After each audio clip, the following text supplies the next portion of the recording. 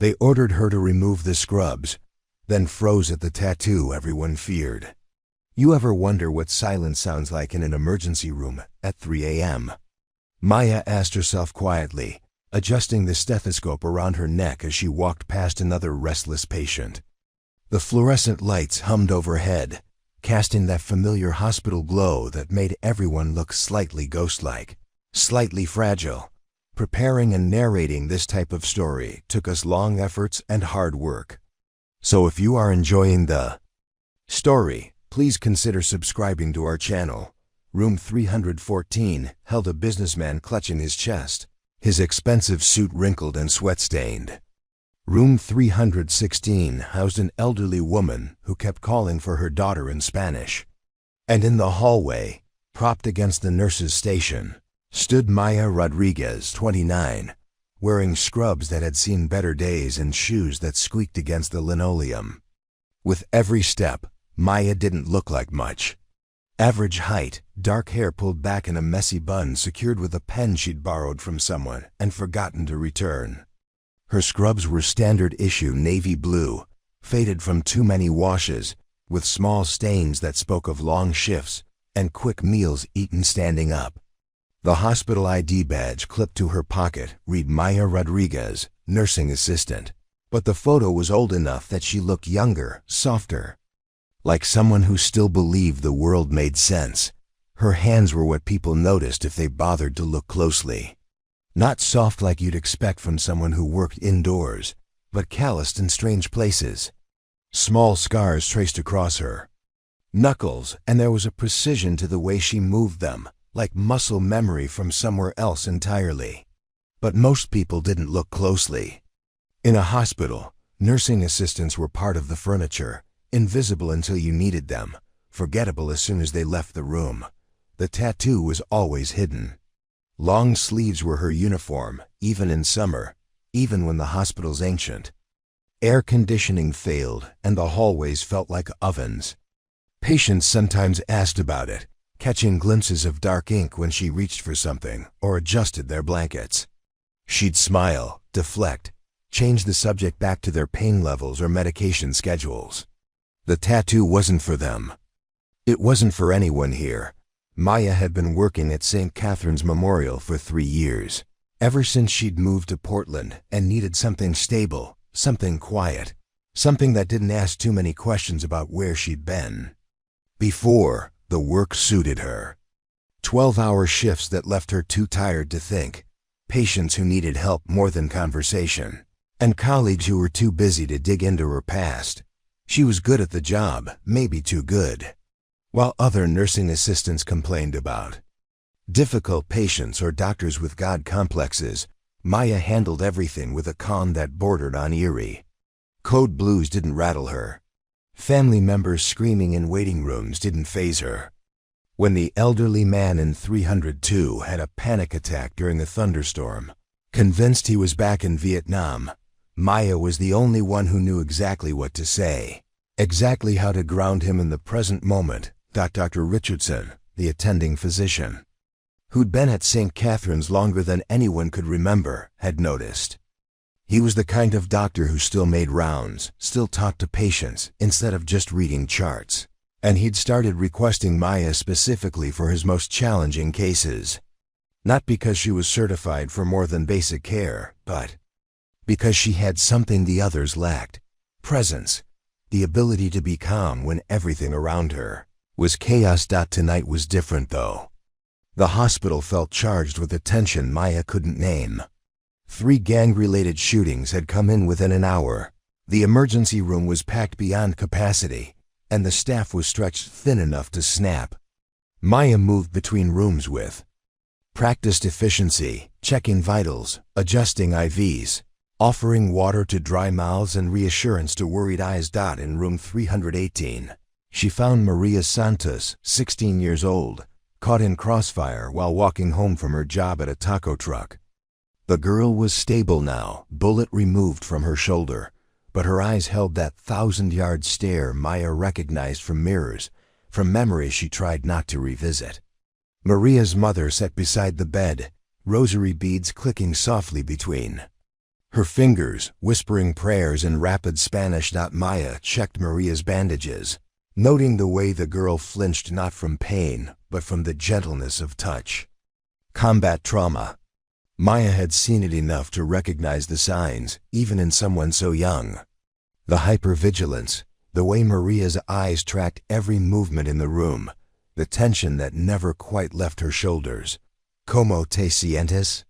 Maya asked, softly, switching to Spanish without thinking about it. Maria blinked, surprised.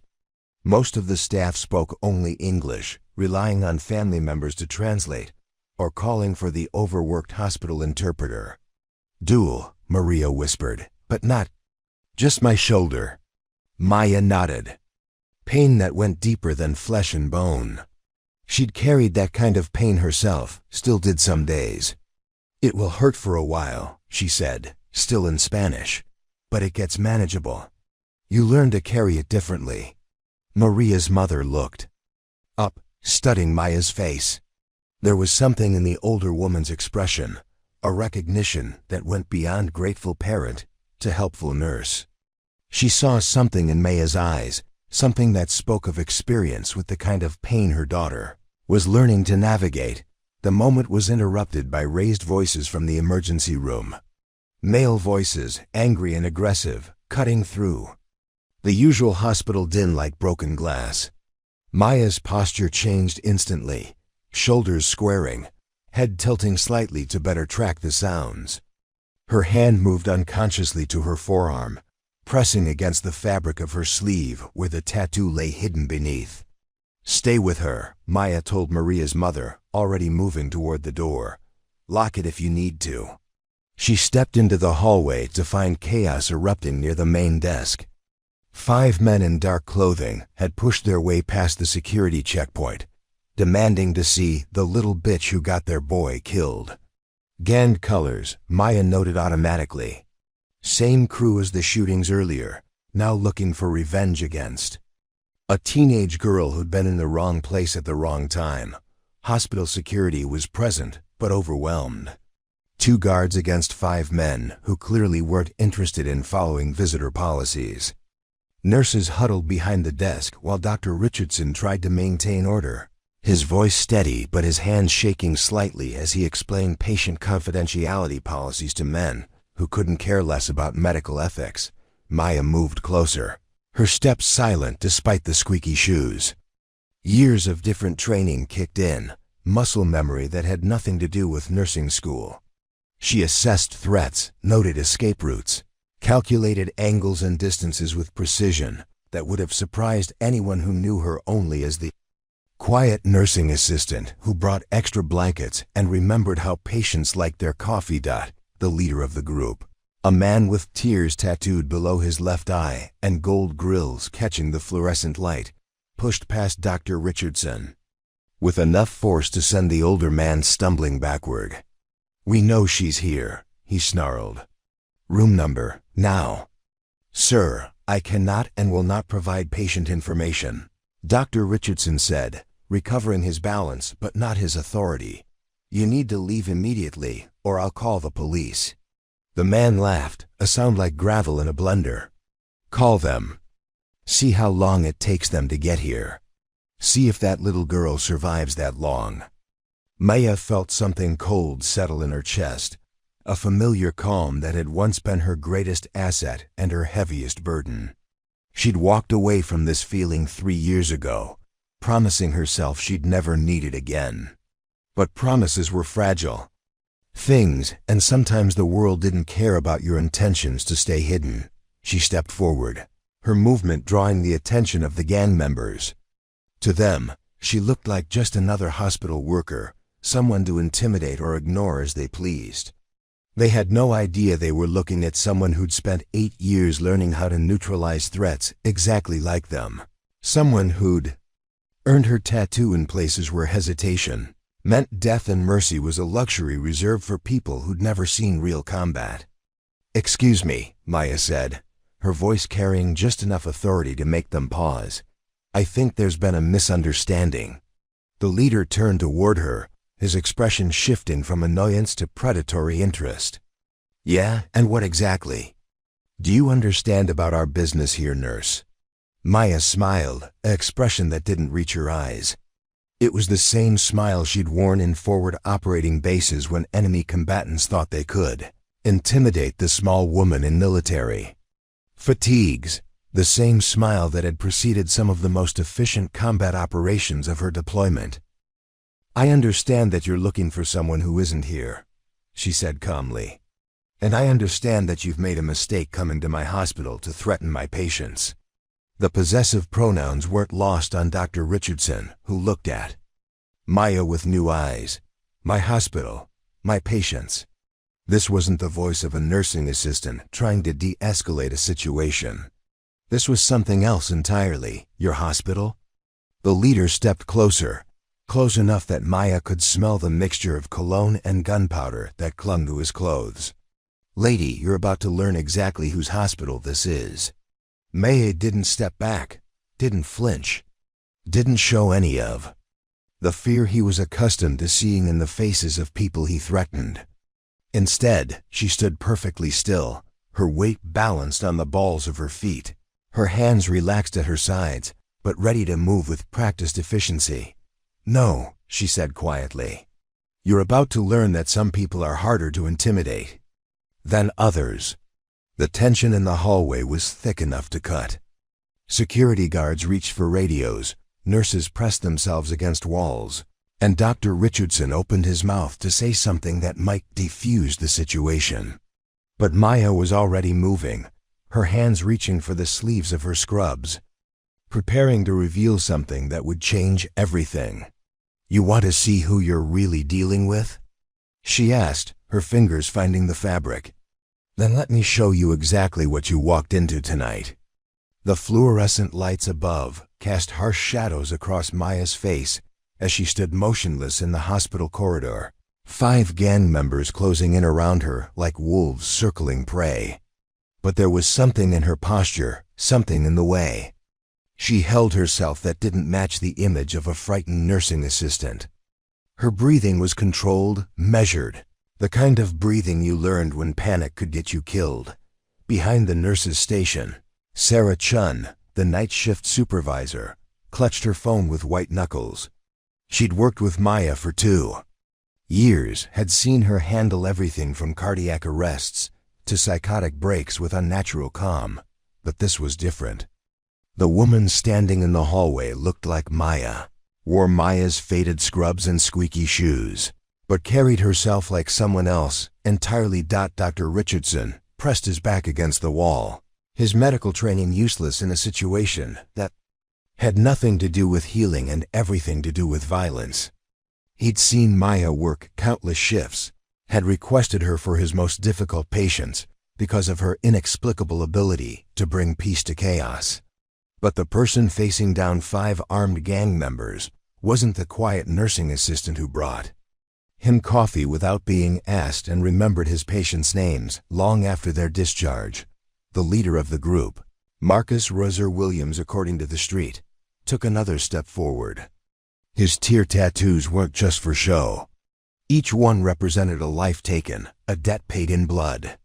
At 28, he'd built his reputation on the fear he could instill with a look, a word, the promise of violence that followed him like cologne. But the woman in scrubs wasn't looking at him with fear. She was looking at him like she was calculating something, measuring variables he couldn't understand. You got 5 seconds to get out of my way, Razor said, his voice carrying the weight of authority earned through brutality. Or you're gonna find out what happens to people who forget their place. Maya tilted her head slightly, a movement so subtle it might have been dismissed as nervous habit. But it wasn't nervousness. It was assessment, the kind of tactical evaluation that happened in milliseconds when your life depended on reading situations correctly. She noted the bulge under Razor's jacket, left side, probably a Glock based on the shape. 2 of his companions had their hands resting on their waistbands, ready to draw. The other 2 were positioned to block exits, standard intimidation formation. My place, Maya repeated softly, her voice carrying an undertone that made the hair on the back of Dr. Richardson's neck stand up. That's interesting. Because right now, my place is between you and a 16-year-old girl who's done nothing wrong except survive something she never should have been exposed to. The words hung in the air like a challenge. In the distance, the normal sounds of the hospital continued. Heart monitors beeping, ventilators cycling, the soft squeak of wheels on linoleum as someone pushed a gurney down a distant corridor. But in this hallway, in this moment, the world had narrowed to 6 people, and the violence that crackled between them like electricity before a storm. Maya's hands moved to her sleeves with deliberate slowness. The fabric was soft from years of washing, comfortable against skin, had once worn Kevlar in desert camouflage. Beneath the navy blue cotton lay stories written in ink and scar tissue, a history that she'd kept hidden since the day she'd traded her uniform for scrubs and sworn she'd never need those skills again. "Lady, you got no idea who you're messing with," said Tommy, one of Razor's lieutenants. He was younger than the others, maybe 19, with the kind of aggressive posture that screamed insecurity, masked as strength. His hand hovered near his waistband, fingers twitching with adrenaline and the kind of bravado that got people killed in situations they didn't understand. Maya's eyes flicked to Tommy for a fraction of a second, long enough to catalog his stance. His grip, the way he favored his right side. Combat assessment was like breathing. Once learned, impossible to forget.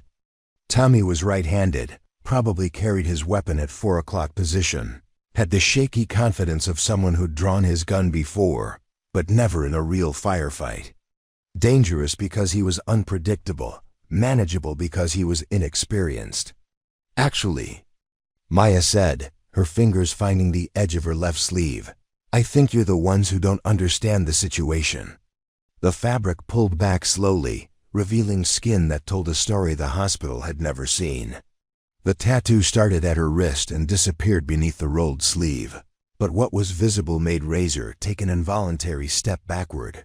Dark ink formed the outline of a skull wearing a green beret, surrounded by crossed arrows and a banner that read, "Do oppresso liber," to free the oppressed. The motto of the Army Special Forces, but it was the number beneath the skull that made Razor's blood run cold. 75th Ranger Regiment. He'd grown up in neighborhoods where military service was either a last resort or a death sentence, but he'd heard the stories. Rangers weren't regular army. They were the ones you called when regular army wasn't enough. They were ghosts, shadows, the kind of soldiers who appeared in places that didn't officially exist and disappeared without leaving traces. "Holy shit," whispered Carlos, the oldest of Razor's crew. He'd done time in federal prison, had met former military guys who carried themselves with the same quiet confidence Maya was displaying. "Razor man, we need to think about this." But Maya wasn't finished. Her right sleeve came up next, revealing more ink that made the gang members' street tattoos look like children's drawings. A combat medic cross intertwined with a sniper's crosshairs. Years of service stripes. Coordinates that marked places most people couldn't find on a map. And at the center of it all, a symbol that made Carlos take a step backward, the distinctive arrowhead patch of the Special Operations Command. 75th Ranger Regiment, Maya said quietly, her voice carrying the weight of authority earned in places where authority meant the difference between coming home and coming home in a box. 3rd Battalion, Alpha Company. 2 tours in Afghanistan, 1 in Iraq. Combat medic and designated marksman. The silence that followed was deafening. Hospital staff who had gathered to watch the confrontation stared in shock at revelations that recontextualized every interaction they'd ever had with the quiet nursing assistant. Sarah Chun's mouth hung open as she realized that the woman who'd calmly stabilized a heart attack patient while cracking jokes about hospital coffee had once provided medical care under enemy fire. Dr. Richardson felt his understanding of reality shift. The Maya he knew brought crossword puzzles to elderly patients, and stayed late to hold the hands of people dying alone. This Maya, the one standing calmly in the face of armed gang members, had earned her tattoos in places where healing and killing were often separated by split-second decisions. Razor struggled to maintain his composure, but the mathematics of the situation were changing rapidly. His crew was armed, but they were street fighters, used to intimidating civilians and other gang members. The woman in front of them had been trained by the United States Army to neutralize threats with precision and efficiency. She'd learned to kill in ways that didn't require weapons, to heal in conditions that would break most medical professionals, and to maintain operational effectiveness under stress that would cripple ordinary people. So what? Tommy said, his voice cracking slightly. That was then, this is now. You're just a nurse now. Maya smiled, and for the first time since the confrontation began, there was genuine warmth in the expression. It was the kind of smile that preceded very bad things happening to very bad people. The smile of someone who'd learned to find humor in the darkest moments. You're absolutely right, she said, rolling her sleeves back down with movements that seemed casual but positioned her hands perfectly for the kind of close-quarters combat that Rangers learned in their sleep. I am just a nurse now. I've been just a nurse for 3 years. I wake up every morning choosing to be just a nurse. She took a single step forward, and despite having weapons and numerical superiority, every member of Razor's crew took a step back. There was something in Maya's movement that spoke of training so deep it had become instinct, of muscle memory that could turn ordinary objects into weapons and empty hands into instruments of precise violence. But here's what you need to understand. About Rangers, Maya continued, her voice never rising above conversational level. We don't stop being Rangers when we take off the uniform. We don't forget our training when we choose different careers. And we sure as hell don't let armed criminals threaten innocent people on our watch. The tattoos were hidden again beneath the sleeves, but their impact lingered in the air like smoke from a discharged weapon. The gang members who had entered the hospital, ready to terrorize staff and extract information about a teenage victim, now found themselves facing something they'd never encountered. Someone who'd volunteered to walk into the worst places on Earth and had lived to choose a different path. Maya's hands hung loosely at her sides, but Dr. Richardson could see the subtle positioning that spoke of combat readiness. Her weight was distributed evenly, her stance balanced, her breathing controlled.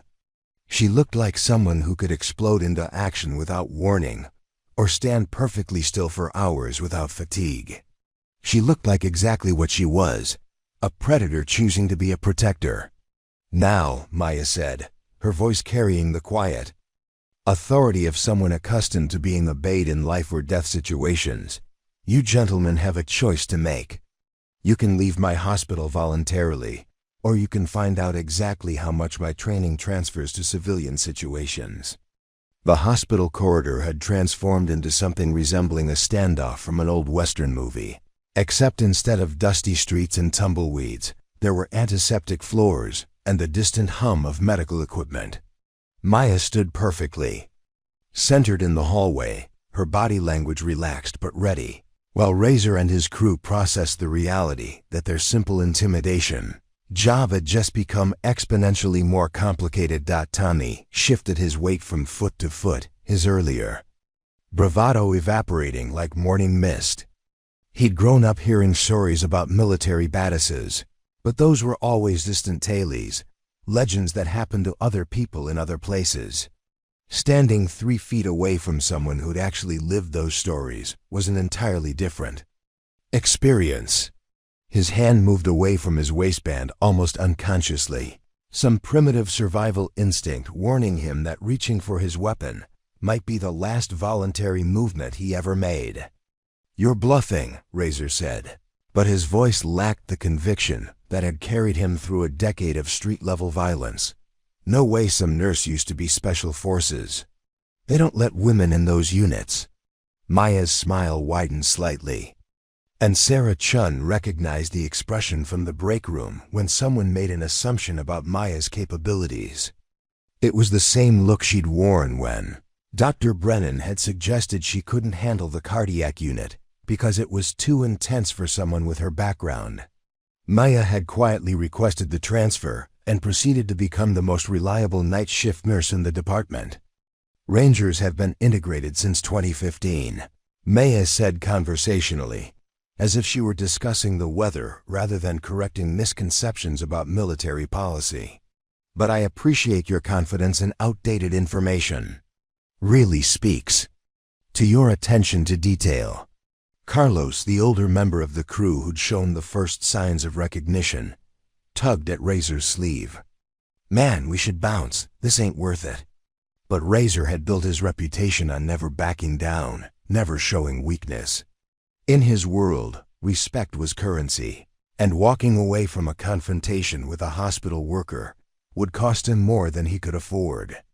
The problem was that this particular hospital worker had just revealed herself to be something far outside his experience or understanding. Dr. Richardson watched the dynamics unfold with the kind of fascination reserved for natural disasters. In his 30 years of medicine, he'd seen Maya handle everything from combative psychiatric patients to grieving families with a calm that bordered on supernatural. He'd always assumed it came from some innate personality trait, perhaps a background in counseling or social work. The revelation that her composure had been forged in combat zones reframed every interaction he'd ever witnessed. There was the night she'd talked down a PTSD patient who'd barricaded himself in his room, convinced that the night shift staff were enemy combatants. While security called for backup and other nurses cleared the area, Maya had sat outside his door for 4 hours, speaking in low tones about places with names Richardson couldn't pronounce, using military terminology that seemed to reach the patient when medical language couldn't. She'd emerged from that room at dawn leading a calm, apologetic veteran who asked specifically to thank the soldier in scrubs. Now Richardson understood why the terminally ill Marine in room 237 always requested Maya for his night shift care. Why the elderly veteran who'd lost his legs in Vietnam seemed to find peace only when Maya was working.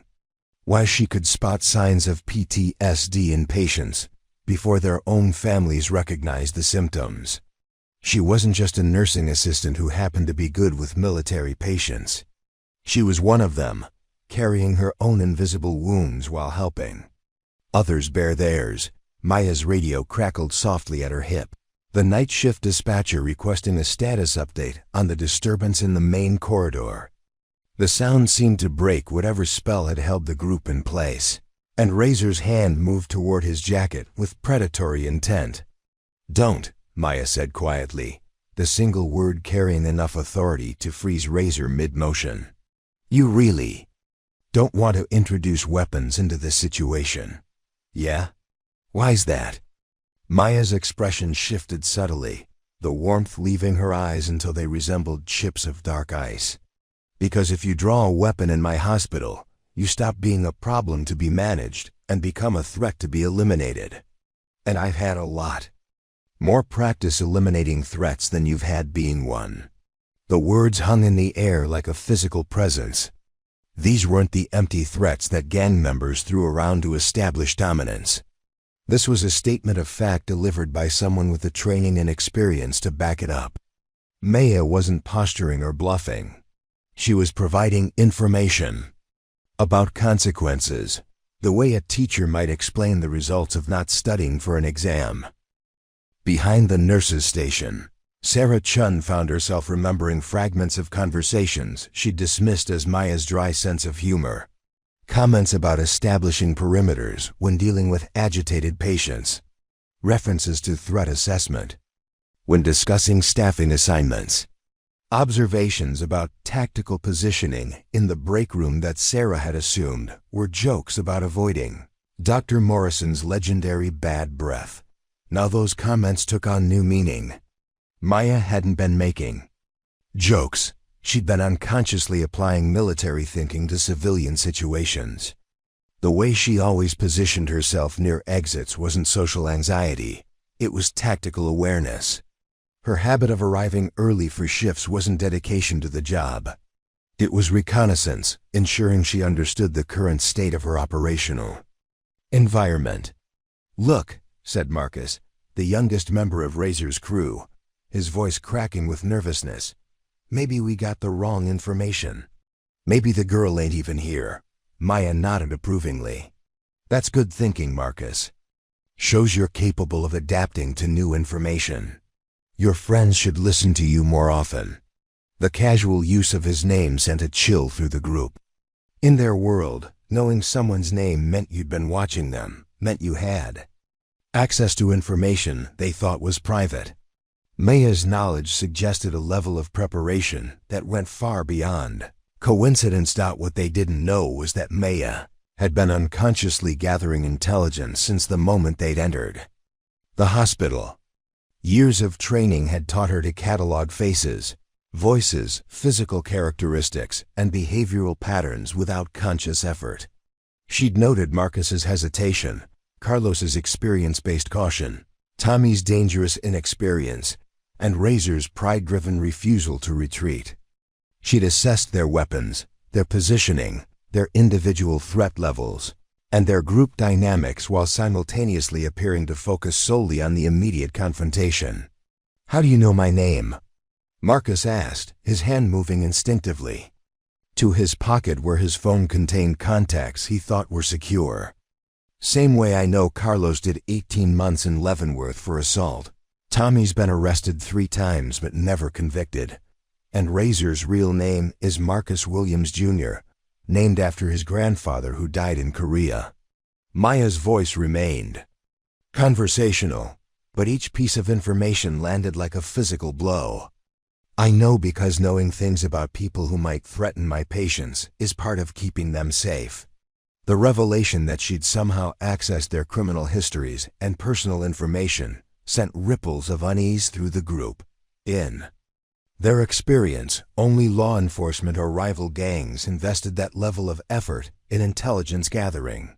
The possibility that a nursing assistant had the resources and motivation to investigate them suggested connections and capabilities they hadn't considered. Dr. Richardson felt his respect for Maya shift from professional appreciation to something approaching awe. He'd always known she was observant, had noticed her ability to spot problems before they escalated, but he'd attributed it to nursing intuition. The realization that she'd been conducting active threat assessments on potentially dangerous individuals while maintaining her cover as an ordinary hospital employee was both impressive and slightly terrifying. "You're some kind of cop," Razor said, grasping for an explanation that fit his understanding of the world. "Undercover or something?" Maya shook her head. "Just a nurse who takes her responsibilities seriously. The difference is that my definition of patient care includes ensuring their safety from people who think hospitals are appropriate places to conduct business disputes." She took another step forward, and this time Carlos grabbed Razor's arm, preventing him from backing away. The older man had spent enough time in institutional settings to recognize the kind of calm that preceded explosive violence. Maya reminded him of certain corrections officers who could maintain perfect composure right up until the moment they put someone in the hospital. "We should go," Carlos said urgently. "This ain't what we signed up for." But Razor was trapped by his own image, his own need to project strength to his crew and to himself. Walking away from a confrontation with a hospital worker would damage his reputation in ways that might prove fatal in their violent ecosystem. Yet staying meant facing someone whose capabilities he was only beginning to understand. Maya recognized the dilemma. She'd seen it in enemy combatants who were more afraid of losing face than losing their lives, who would choose death over surrender because their identity was built on never backing down. It was a mindset that made conflicts deadlier and resolutions more difficult, but it was also predictable. Pride was a weakness that could be exploited by someone who understood its dynamics. "Tell you what," Maya said, her voice taking on the tone of someone offering a reasonable compromise. "I'm going to give you gentlemen an opportunity to leave with your dignity intact. You can walk out of here and tell anyone who asks that you discovered the girl had already been transferred to another facility. Face saved, mission accomplished, no one gets hurt." She paused, letting the offer sink in before delivering the alternative. "Or you can continue this confrontation and find out exactly how much of my training I remember. Your choice, but you need to make it in the next 30 seconds, because my patience for people who threaten children is extremely limited." The 30-second deadline Maya had imposed seemed to stretch into infinity, each tick of the wall clock above the nurse's station echoing through the corridor like a countdown to something irreversible. The fluorescent lights continued their steady hum, casting everything in that familiar hospital pallor that made even healthy people look sick. But now the lighting seemed ominous, like stage lights before a tragic performance. Razor's jaw worked silently as he processed his limited options. Behind him, his crew was fracturing, their unity dissolving under the pressure of facing someone whose capabilities they couldn't measure or predict. Carlos had already taken a half step toward the exit, his institutional survival instincts overriding his loyalty to the group. Marcus was openly sweating, his young face pale with the realization that their simple intimidation job had somehow transformed into a military operation. Tommy remained defiant, but his defiance was increasingly brittle, the kind of desperate bravado that often preceded catastrophic decision-making. Maya watched their internal dynamics with the detached interest of a professional observer.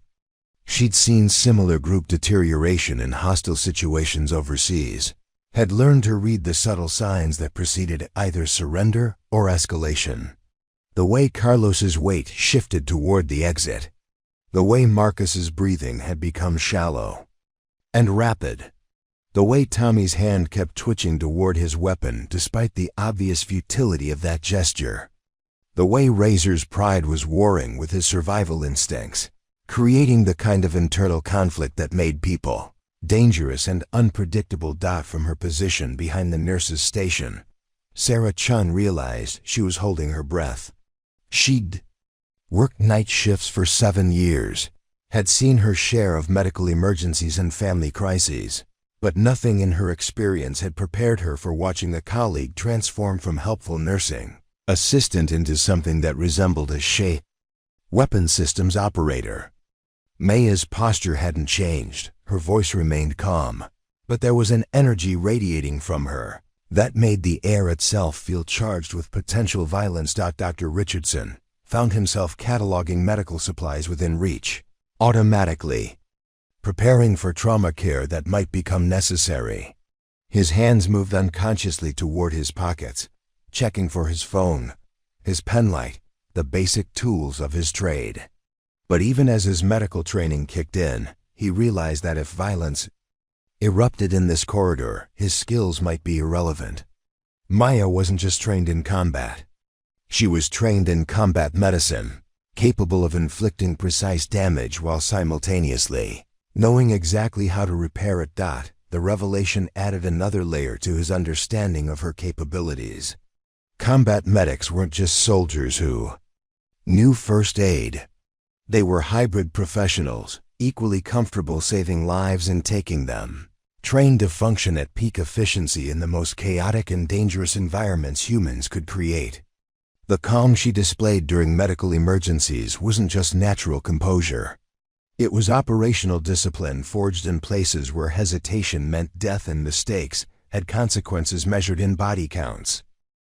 Maya's internal countdown reached 15 seconds, and she made a subtle shift in her stance that wouldn't have been noticeable to civilian observers but would have been instantly recognizable to anyone with military training.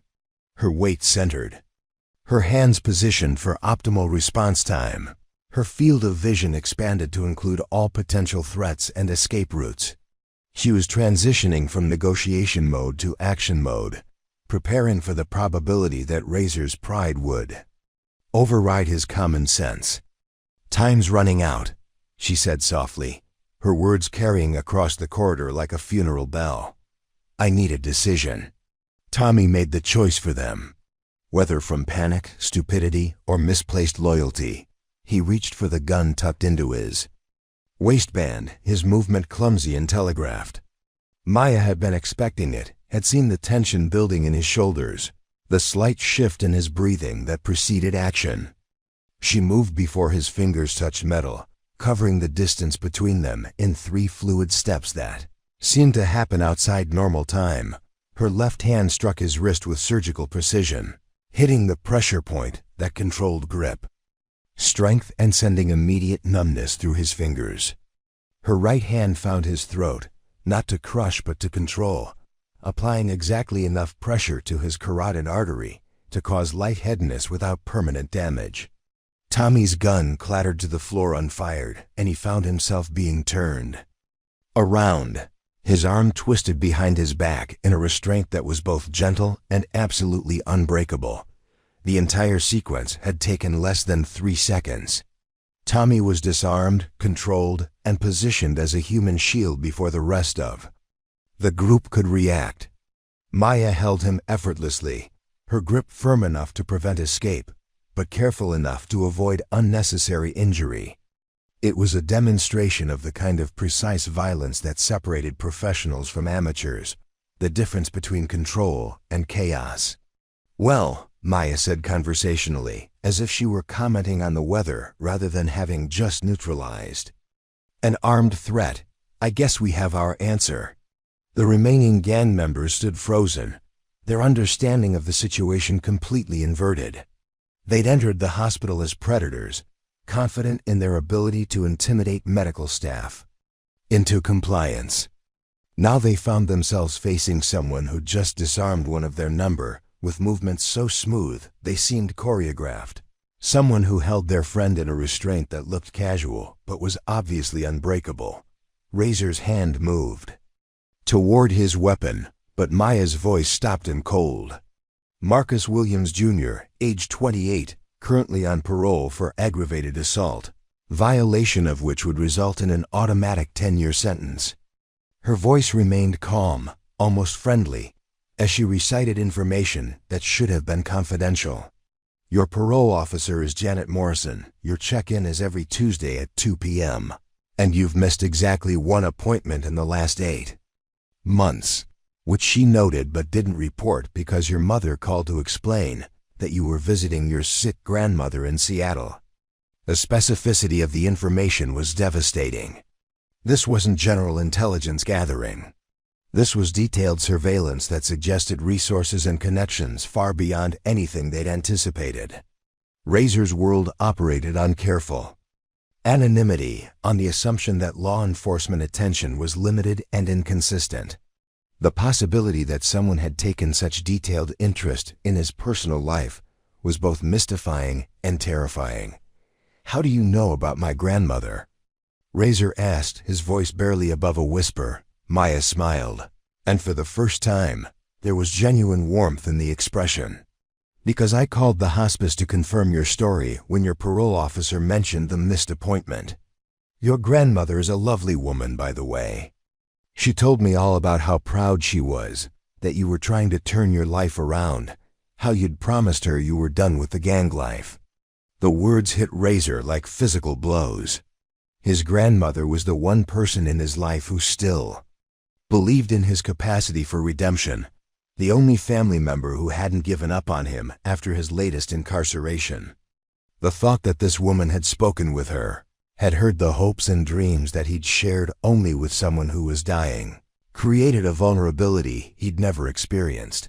Carlos understood the dynamics before the others.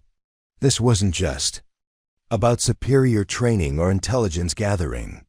Maya was fighting a different kind of war, one where the objective wasn't destruction but transformation. She knew things about them that revealed not just their criminal activities, but their human connections, their vulnerabilities, their potential for something better than the lives they were currently living. You're not a cop, Carlos said slowly, understanding beginning to dawn in his eyes. You're something else. Maya nodded approvingly, getting warmer. I'm someone who understands that people make choices based on limited information and difficult circumstances. I'm also someone who believes that better choices become possible when people have better information and safer circumstances. She adjusted her grip on Tommy slightly, ensuring his comfort while maintaining complete control. Tommy here is 19 years old, has a 6-month-old daughter named Sophia, and works part-time at a warehouse to help his girlfriend pay for daycare. He's not a hardened criminal. He's a scared kid trying to provide for his family by running with people who mistake violence for strength. The accuracy of the information was staggering, but more than that, it was personal in a way that suggested genuine interest rather than clinical surveillance. Maya wasn't just gathering intelligence. She was understanding the human beings behind the criminal activity, recognizing the complex motivations that led people to make dangerous choices. Dr. Richardson felt his perception of reality shifting again. The woman he'd known as a dedicated nursing assistant was revealing herself to be something far more complex: an intelligence operative, a social worker, a warrior, and a healer rolled into one person.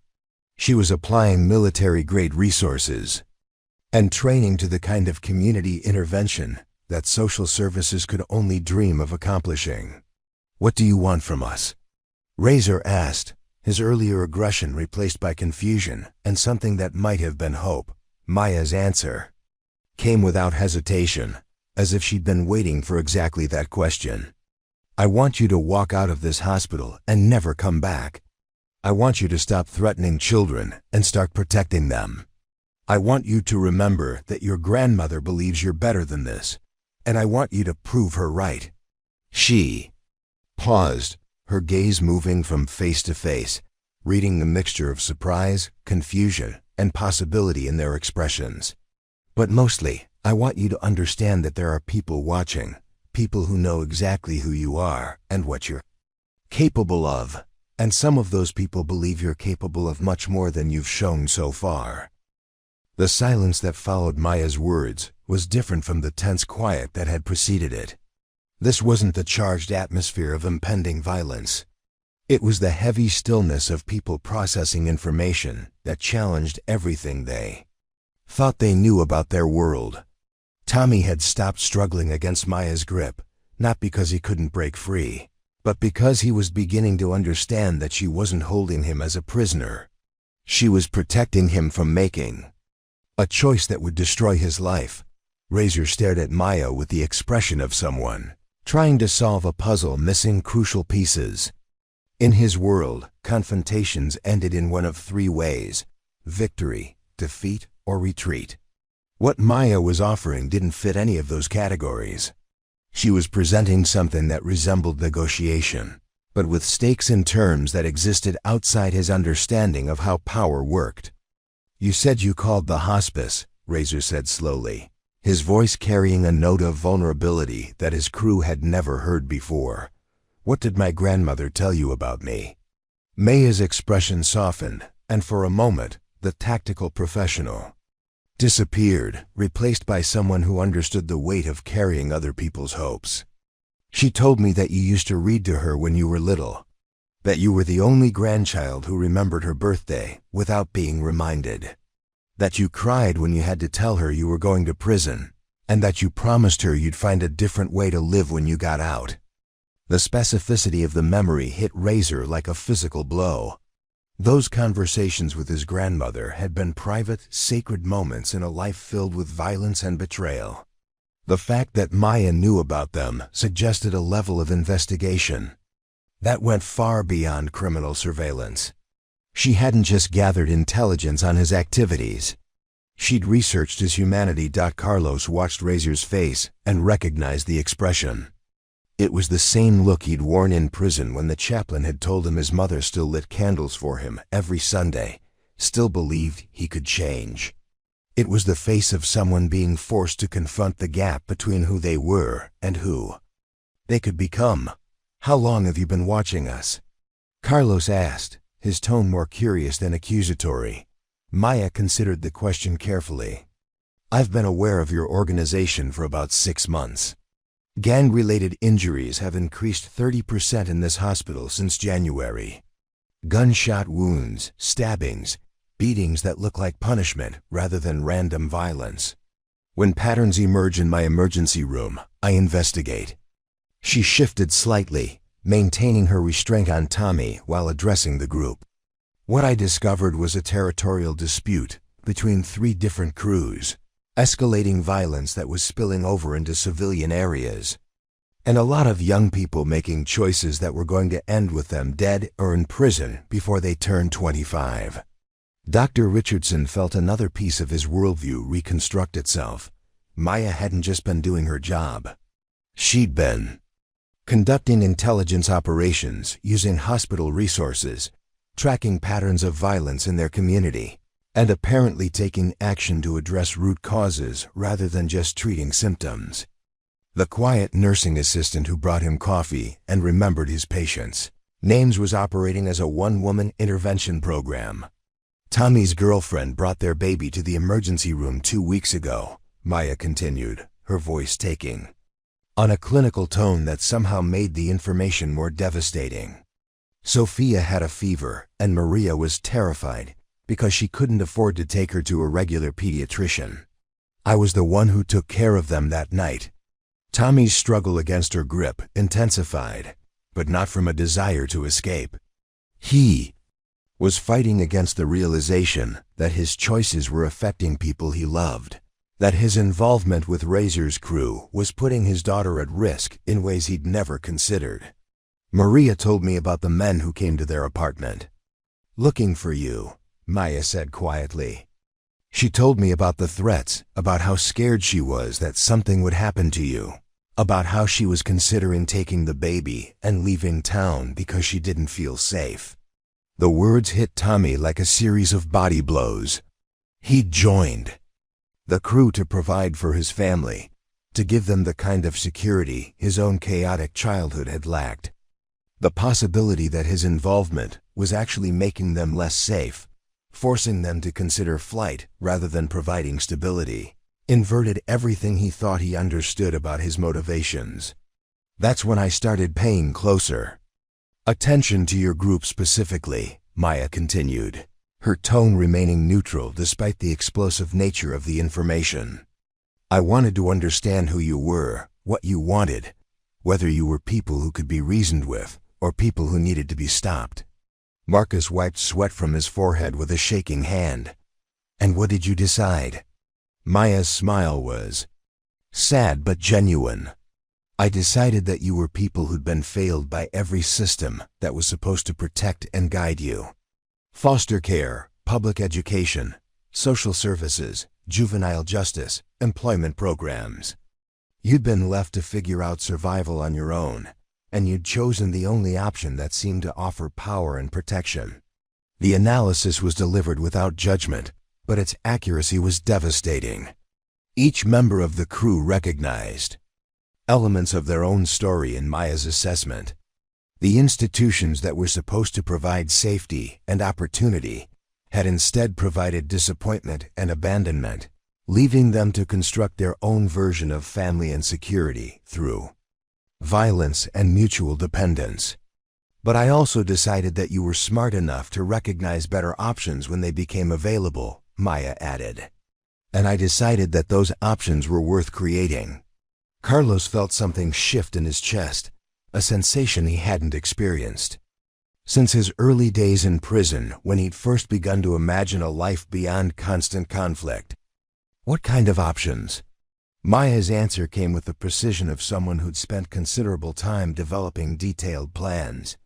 Employment programs that actually lead to sustainable wages. Educational opportunities that recognize street intelligence as a legitimate foundation for formal learning. Housing assistance that doesn't require navigating bureaucracies designed to discourage applicants. Legal support that focuses on rehabilitation rather than punishment. The specificity of her response suggested these weren't theoretical possibilities, but concrete programs that already existed or could be accessed. Maya wasn't just offering vague promises of redemption. She was presenting a roadmap for transformation that acknowledged the practical realities of their situation. "Why should we trust you?" Razor asked, his voice carrying the weight of someone who'd been betrayed by authority figures so many times that trust had become a luxury he couldn't afford. Maya's response was immediate and direct. "Because I'm not asking you to trust me. I'm asking you to trust yourselves. To believe that you're capable of more than this. That your lives can mean something beyond territory and reputation, and the kind of respect that comes from fear." She paused, letting the words settle before continuing. "And because I'm offering you something that nobody else has. Accurate information about your situation, realistic options for change, and support from someone who understands what it means to transition from a life built around violence to one built around service." The reference to her own transformation hung in the air like a bridge between worlds. Maya had walked away from a career that defined her identity, had chosen to trade the clarity of military structure for the ambiguity of civilian life. Her understanding of their situation wasn't theoretical. It was personal, born from her own experience of rebuilding an identity around different values and priorities. "What happens if we say no?" Tommy asked, his voice muffled by his position but carrying genuine curiosity rather than defiance. Maya's answer was delivered with the same matter-of-fact tone she might use to discuss medication schedules or discharge instructions. "Then you leave this hospital and continue making the same choices you've been making." Tommy goes back to risking his freedom and his life to provide for a daughter who needs him alive and present more than she needs the money he makes from criminal activity. Carlos violates his parole within 6 months and spends the next decade in federal prison. Marcus loses his grandmother's respect and his own sense of possibility. And Razor continues building a reputation that will eventually get him killed before he turns 30. The predictions were delivered without malice, presented as logical consequences rather than threats. Maya wasn't trying to frighten them into compliance. She was offering them the kind of honest assessment that people rarely received about the trajectory of their choices. "But if we say yes?" Razor asked, his voice barely above a whisper. Maya's smile was the first genuinely hopeful expression any of them had seen from her. "Then we start tomorrow. Real jobs, real education, real support. And the chance to build something that your grandmother would be proud of. Something that makes Maria feel safe. Something that gives Sophia a father who comes home every night, instead of one who might not come home at all." The offer hung in the air like a lifeline thrown to people who were drowning, but hadn't realized they were in water.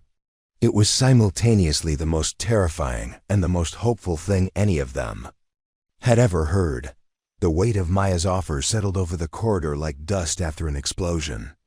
Tommy had stopped moving entirely, his body going limp against her restraint as the implications of her words sank in. She maintained her hold on him, but her grip had shifted from control to something that felt almost protective, as if she were keeping him steady rather than keeping him captive. Razor's mind raced through calculations that had nothing to do with territory or profit margins.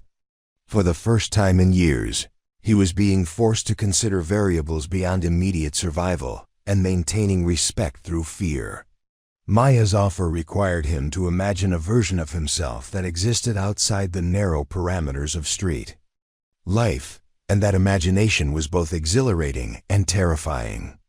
"You're talking about leaving everything," he said slowly, his voice carrying the weight of someone contemplating abandoning the only identity he'd ever known. "The crew, the territory, the business, everything that makes us who we are." Maya nodded, her expression understanding but unflinching. "I'm talking about discovering who you are when you're not defined by what you're against.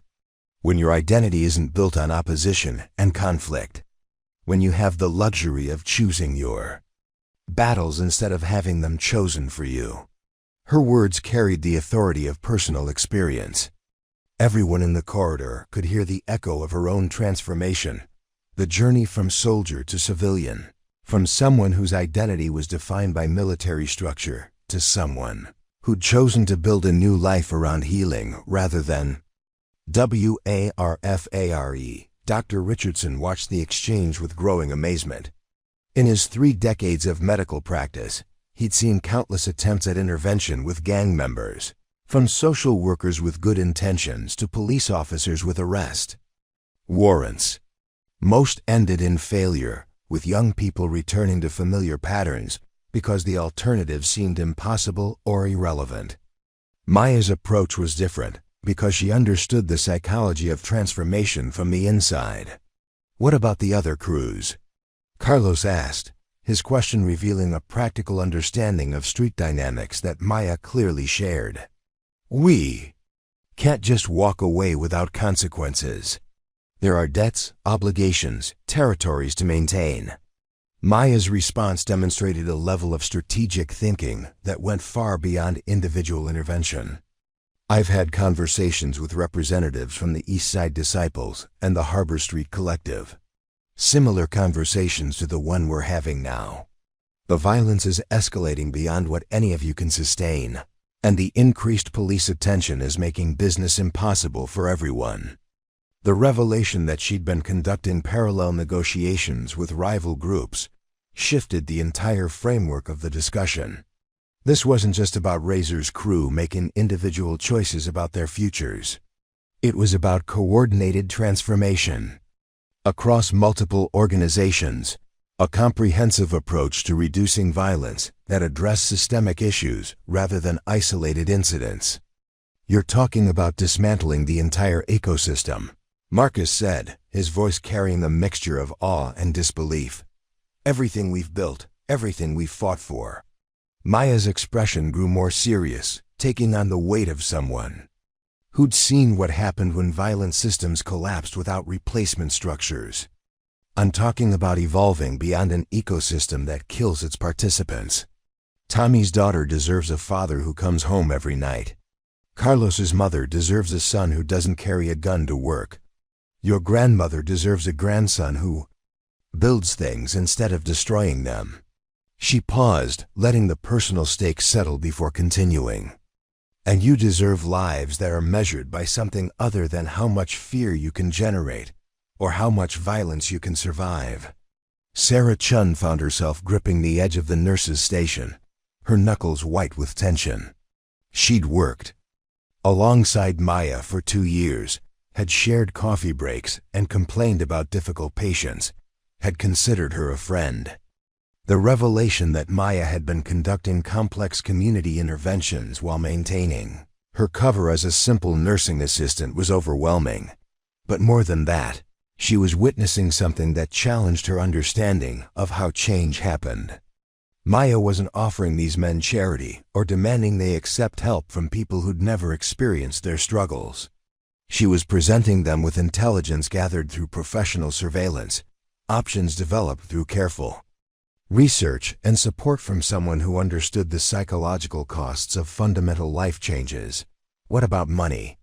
Tommy asked, his voice carrying the practical concerns of someone with immediate financial responsibilities. "Maria can't work full-time because of the baby. I need to make enough to cover rent, food, diapers. The jobs you're talking about, they pay minimum wage. I can make more in a weekend than those jobs pay in a month." Maya's response revealed the depth of her preparation. "Tommy, you made approximately $3,000 last month. You also spent $1,800 on a lawyer when you got arrested, $600 on medical bills when you got beaten up by rival crew members, and $400 on increased rent because your landlord found out about your activities. Your net income was about $200. The mathematical precision of her analysis was devastating. Tommy had been thinking about gross income, the large amounts of cash that made him feel successful and powerful. Maya was forcing him to confront the reality that his high-risk lifestyle was actually economically inefficient, that the costs of criminality often exceeded the benefits. "The warehouse job I can arrange for you pays $12 an hour, 40 hours a week. That's $480 weekly, $1,920 monthly. No lawyer fees, no medical bills from violent encounters, no premium rent for living in a criminal lifestyle. Your net income would be 3 times what you're making now. The numbers hit Tommy like a revelation. He'd been measuring success by the wrong metrics, focusing on immediate cash flow rather than sustainable income. Maya's analysis revealed that his criminal activities weren't just morally questionable. They were financially irrational. Carlos stepped forward, his expression showing the careful consideration of someone who'd learned to think strategically during his time in prison. What about records? I've got felony convictions. Most employers won't even look at applications from people like me. Maya's smile suggested she'd anticipated this concern. I work with employers who understand that people with criminal records often make the most dedicated employees. They've learned discipline, they understand consequences, and they don't take opportunities for granted. Your record isn't a barrier. It's evidence of your capacity for growth. Her response revealed networks and relationships that extended far beyond the hospital. Maya wasn't just a former soldier working as a nursing assistant. She was connected to a web of individuals and organizations committed to providing second chances for people typically written off by conventional society. There's something else, Maya added, her tone taking on the weight of someone sharing classified information. The federal task force investigating gang activity in this region is preparing to make arrests. Major arrests. The kind that result in RICO prosecutions and 20-year sentences. The information landed like a bombshell. RICO prosecutions were the nuclear option of federal law enforcement, designed to dismantle entire criminal organizations through conspiracy charges that could implicate everyone from leadership to foot soldiers. The prospect of facing federal charges transformed the risk-reward calculations that governed every aspect of their lives. How do you know that? Razor asked, his voice tight with the kind of fear that came from realizing you were being watched. By powers beyond your understanding or control. Maya's response was carefully measured. Because I still have friends in positions where they hear things. Because I ask them to keep me informed about developments that might affect people I care about. Because I've been trying to create alternatives before the alternatives become academic. The admission that she'd been using military or law enforcement contacts to gather intelligence on their behalf was simultaneously comforting and terrifying. It suggested that Maya's interest in their welfare was genuine, but it also revealed the extent of her capabilities and connections. You're offering us a way out, Carlos said slowly, understanding beginning to dawn in his voice. Not just individual jobs, but a way to step back from everything before it all comes crashing down. Maya nodded gravely. I'm offering you information that most people in your situation don't get until it's too late. The opportunity to make informed choices about your futures instead of just reacting to whatever happens next. The corridor fell silent as the 5 men processed the implications of Maya's offer. They were being presented with something unprecedented. Advance warning of law enforcement action, concrete alternatives to criminal activity, and support from someone who understood both the challenges they faced and the systems they'd need to navigate. Dr. Richardson realized he was witnessing something that would be studied by criminologists and social workers for years to come. Maya had developed a comprehensive intervention model that addressed the practical, psychological, and social barriers that typically prevented people from leaving criminal lifestyles. She wasn't just offering them jobs. She was offering them new identities, new communities, and new ways of measuring success. What do we need to do? Razor asked, his voice carrying the tone of someone who'd made a decision that would reshape his entire existence. Maya's smile was warm but serious. First, we need to get you out of this hospital safely. Then we need to sit down and develop specific plans for each of you. And then we need to start building the kind of life your grandmother always believed you were capable of living. Maya's grip on Tommy shifted from restraint to support as she felt the tension leave his body. The young man who'd reached for his weapon in panic was now leaning against her, not trying to escape, but drawing strength from someone who understood the weight of making life-altering decisions. She guided him to a nearby chair, her movements careful and protective, like a medic helping a wounded soldier to safety. "The first thing we need to address is the immediate situation," Maya said, her voice taking on the tone of someone conducting a tactical briefing. "Tommy, you just attempted to draw a weapon in a hospital filled with surveillance cameras and witnesses. That's felony assault with a deadly weapon, possibly terrorism charges if the prosecutor wants to be creative." Tommy's face went pale as the legal implications of his actions crashed over him.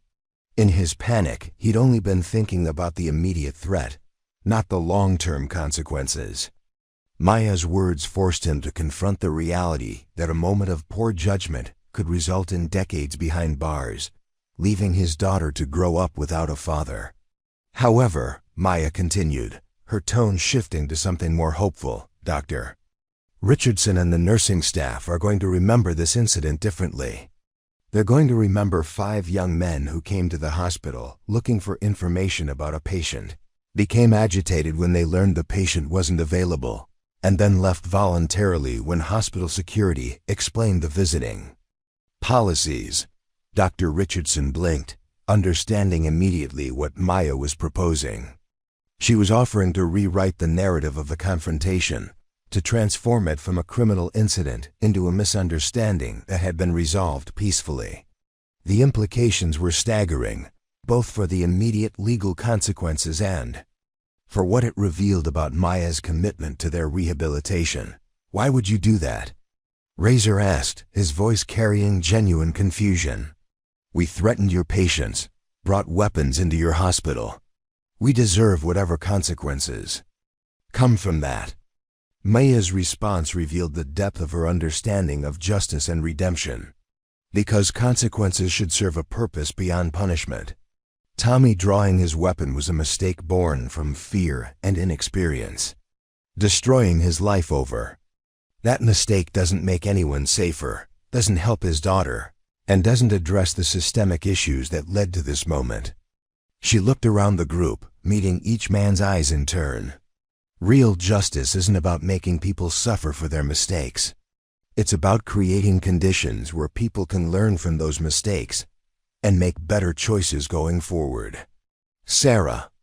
Chun emerged from behind the nurse's station, her expression showing the internal struggle of someone trying to reconcile her professional obligations with her growing understanding of Maya's intervention. As night shift supervisor, she had a responsibility to report security incidents, but she also had a responsibility to support her colleagues and protect patient welfare. "Maya," she said quietly, "I need to understand what you're asking me to do. The hospital has policies about security incidents, documentation requirements, legal obligations." Maya's response demonstrated her understanding of institutional dynamics and the moral complexities of working within flawed systems.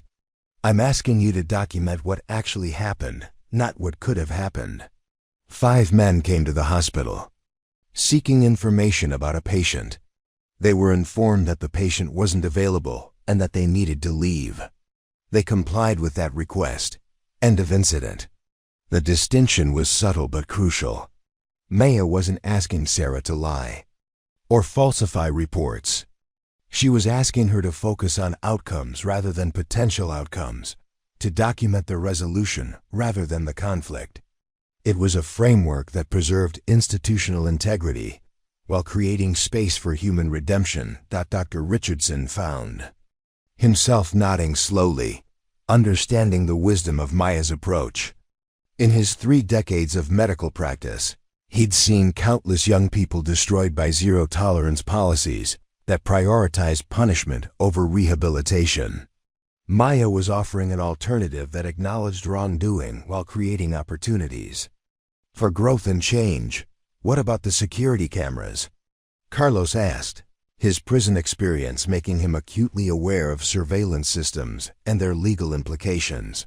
Maya's smile suggested she'd anticipated this concern. Hospital security cameras are primarily focused on exits and high-value areas like the pharmacy and equipment storage.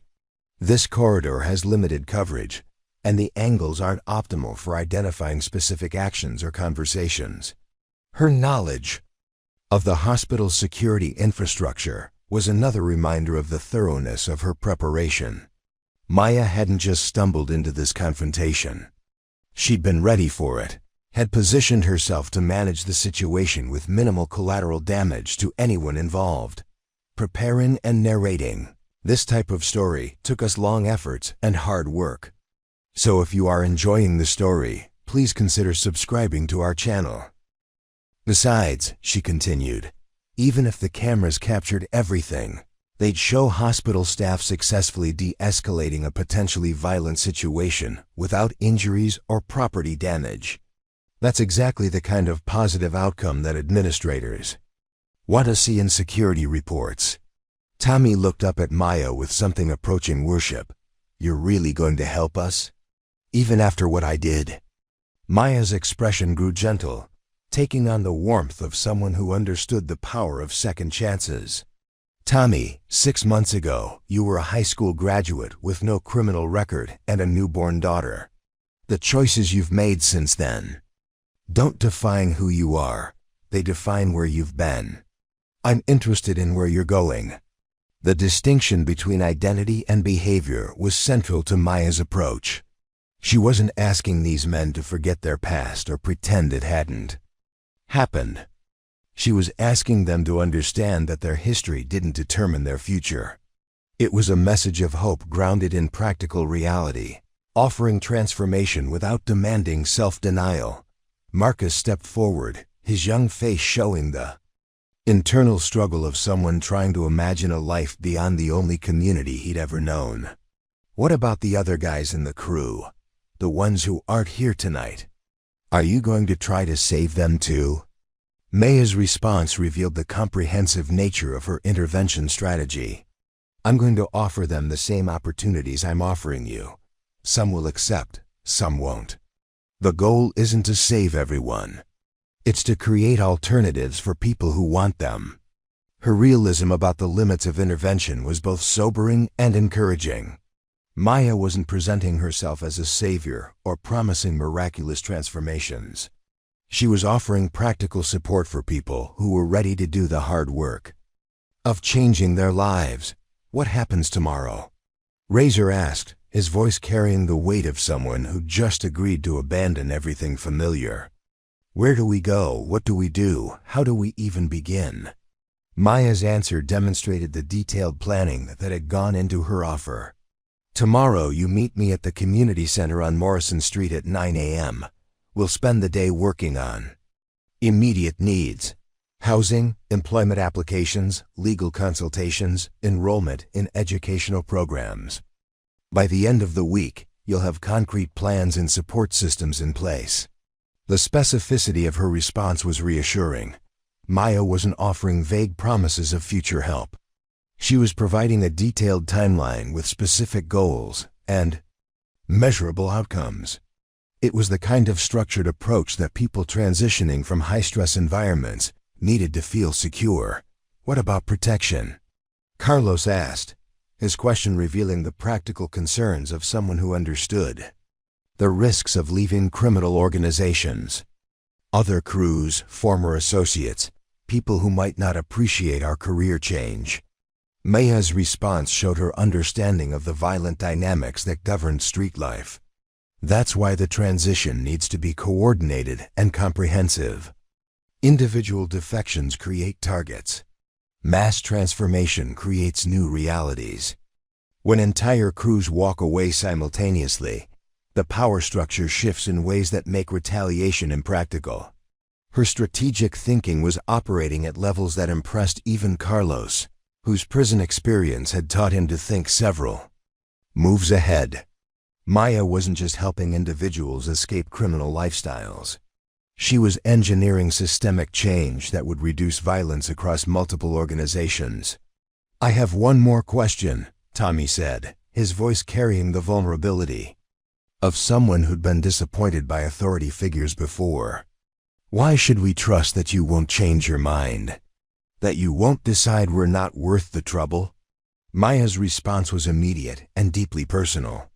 Because I know what it's like to build your identity around violence and then discover that you're capable of more. Because I know what it's like to have someone believe in your potential when you can't see it yourself.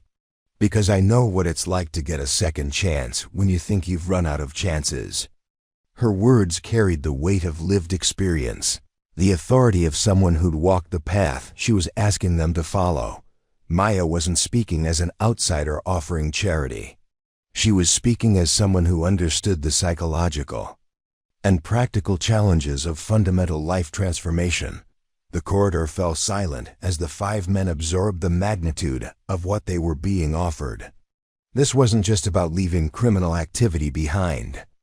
It was about reconstructing their entire sense of self, their relationships, their understanding of what success meant. Dr. Richardson watched the exchange with growing respect for Maya's approach. She'd managed to transform a potentially violent confrontation into a counseling session, had turned threats into opportunities, had offered redemption without demanding surrender. It was masterful crisis intervention combined with long-term strategic thinking. So what happens now? Razor asked, his voice carrying the tone of someone who'd crossed a threshold he could never uncross. Maya's smile was warm but serious. Now, we walk out of this hospital together.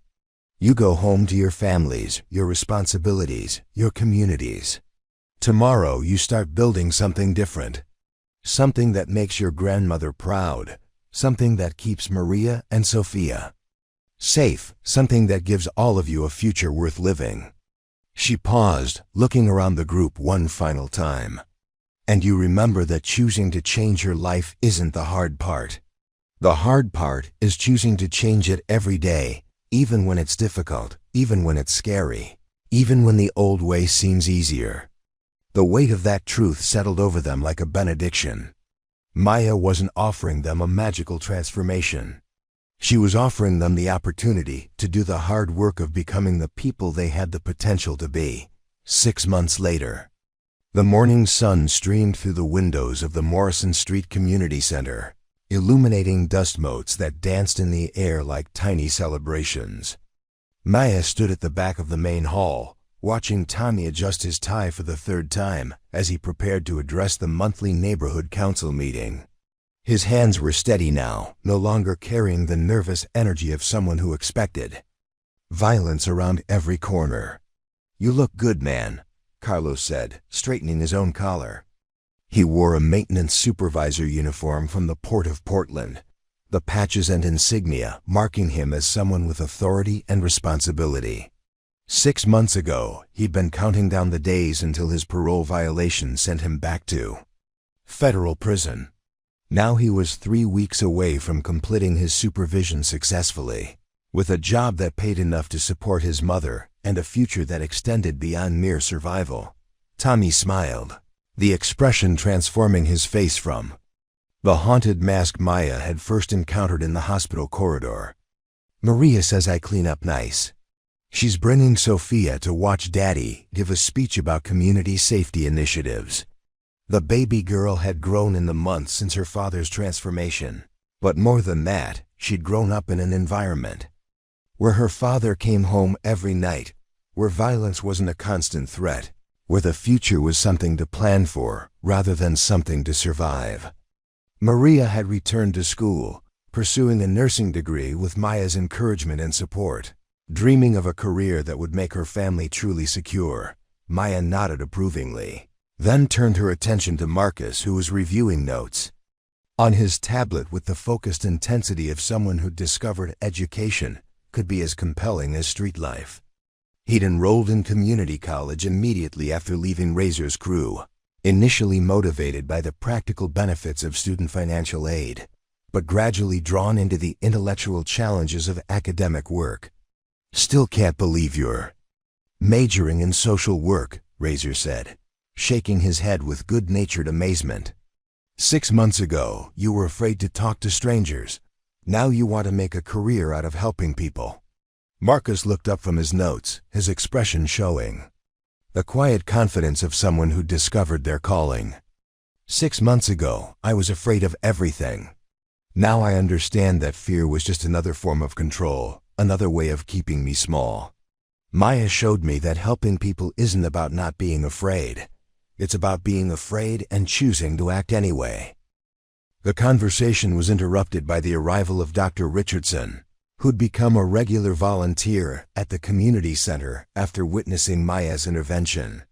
His presence represented the kind of institutional support that made comprehensive transformation possible, bridging the gap between street-level change and systemic reform. "How are our speakers feeling?" he asked, his tone carrying the warmth of someone who'd watched these young men evolve from perceived threats into community leaders. "Nervous," Tommy admitted, his honesty reflecting the emotional growth that had accompanied his practical transformation. "But good nervous. The kind that comes from caring about something bigger than yourself." Dr. Richardson's smile was filled with the satisfaction of someone who'd witnessed genuine redemption. In his medical practice, he'd seen countless attempts at intervention with young people caught in cycles of violence and criminality.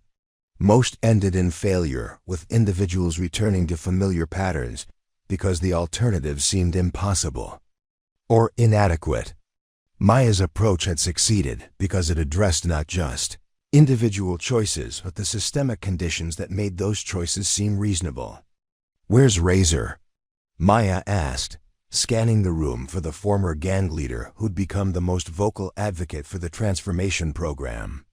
"Outside, talking to the news crew," Carlos replied, his tone carrying a mixture of admiration and amusement. "Man's become a media sensation. From gang leader to community organizer, a Portland success story. Who would have thought?" Maya's smile was tinged with concern.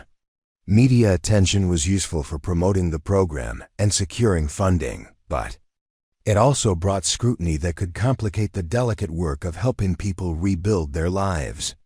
The balance between public awareness and individual privacy required constant navigation.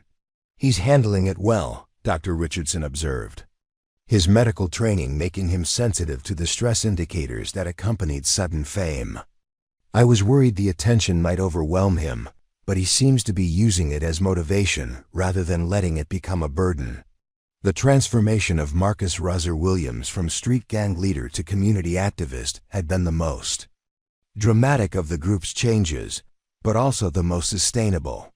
His natural charisma and leadership abilities had found new expression in organizing neighborhood safety initiatives, mentoring at-risk youth, and advocating for policy changes that addressed the root causes of gang involvement.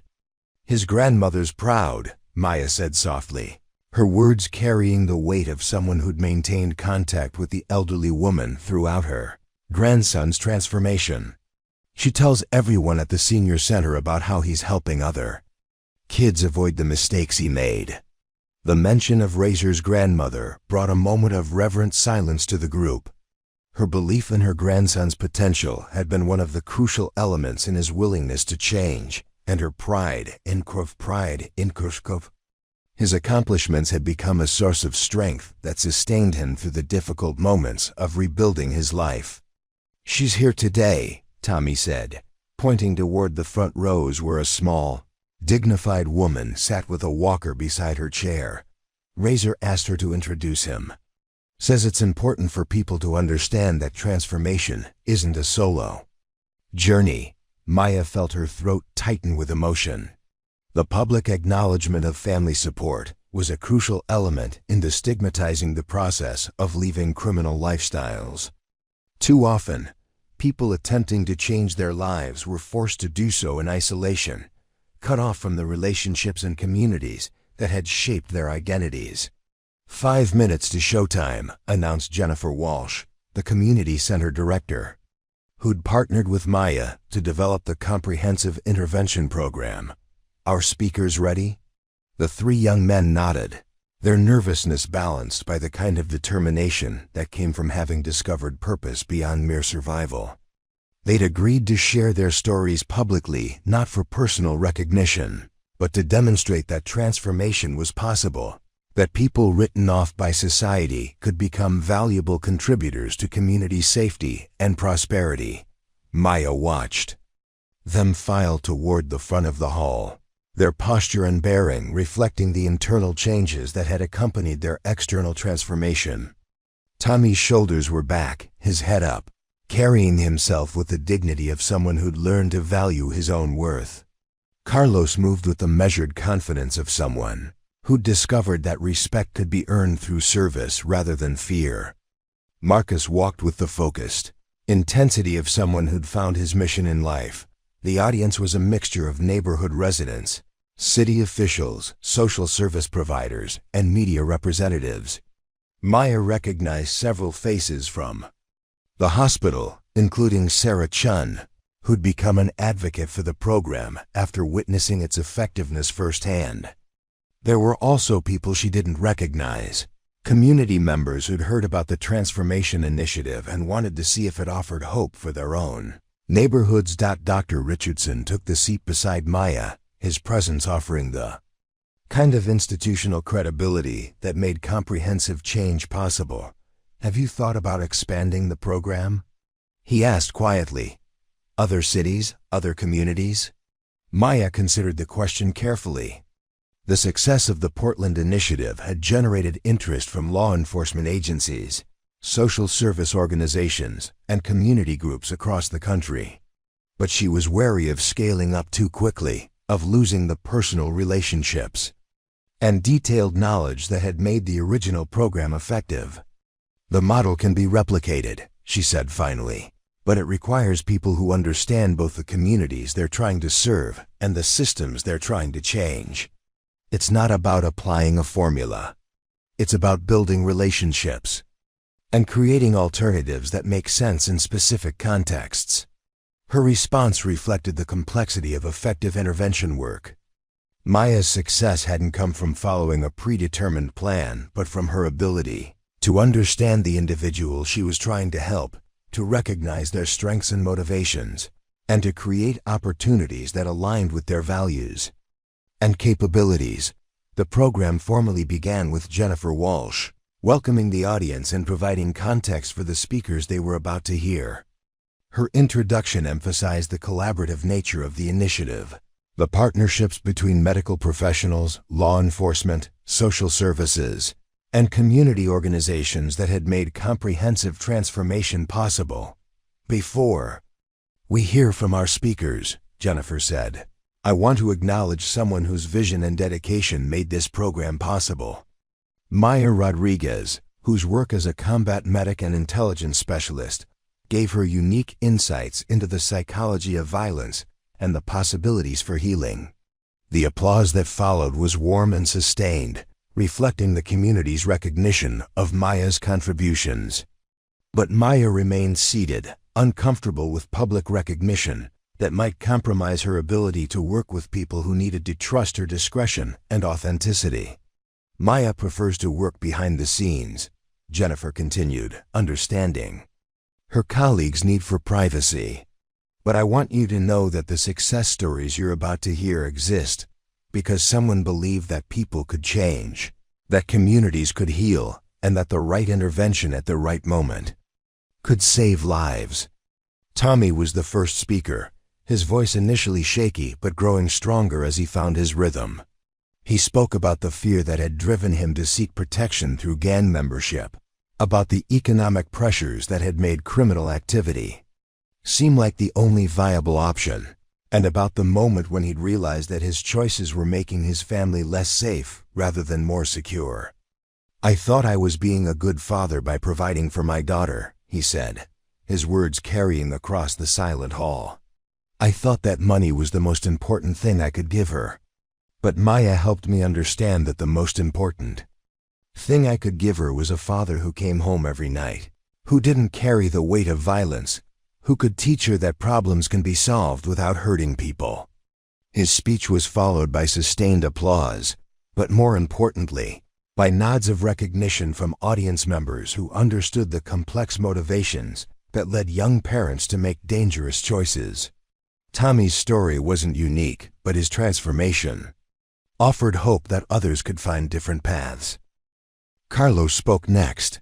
His presentation focused on the practical challenges of reintegration and the importance of institutional support.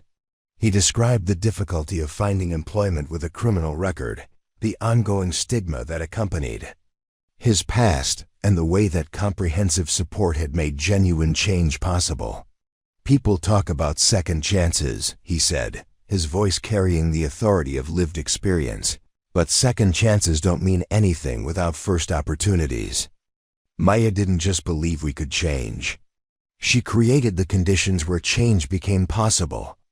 Marcus concluded the presentation with a speech that wove together personal narrative and policy analysis, demonstrating the intellectual growth that had accompanied his transformation.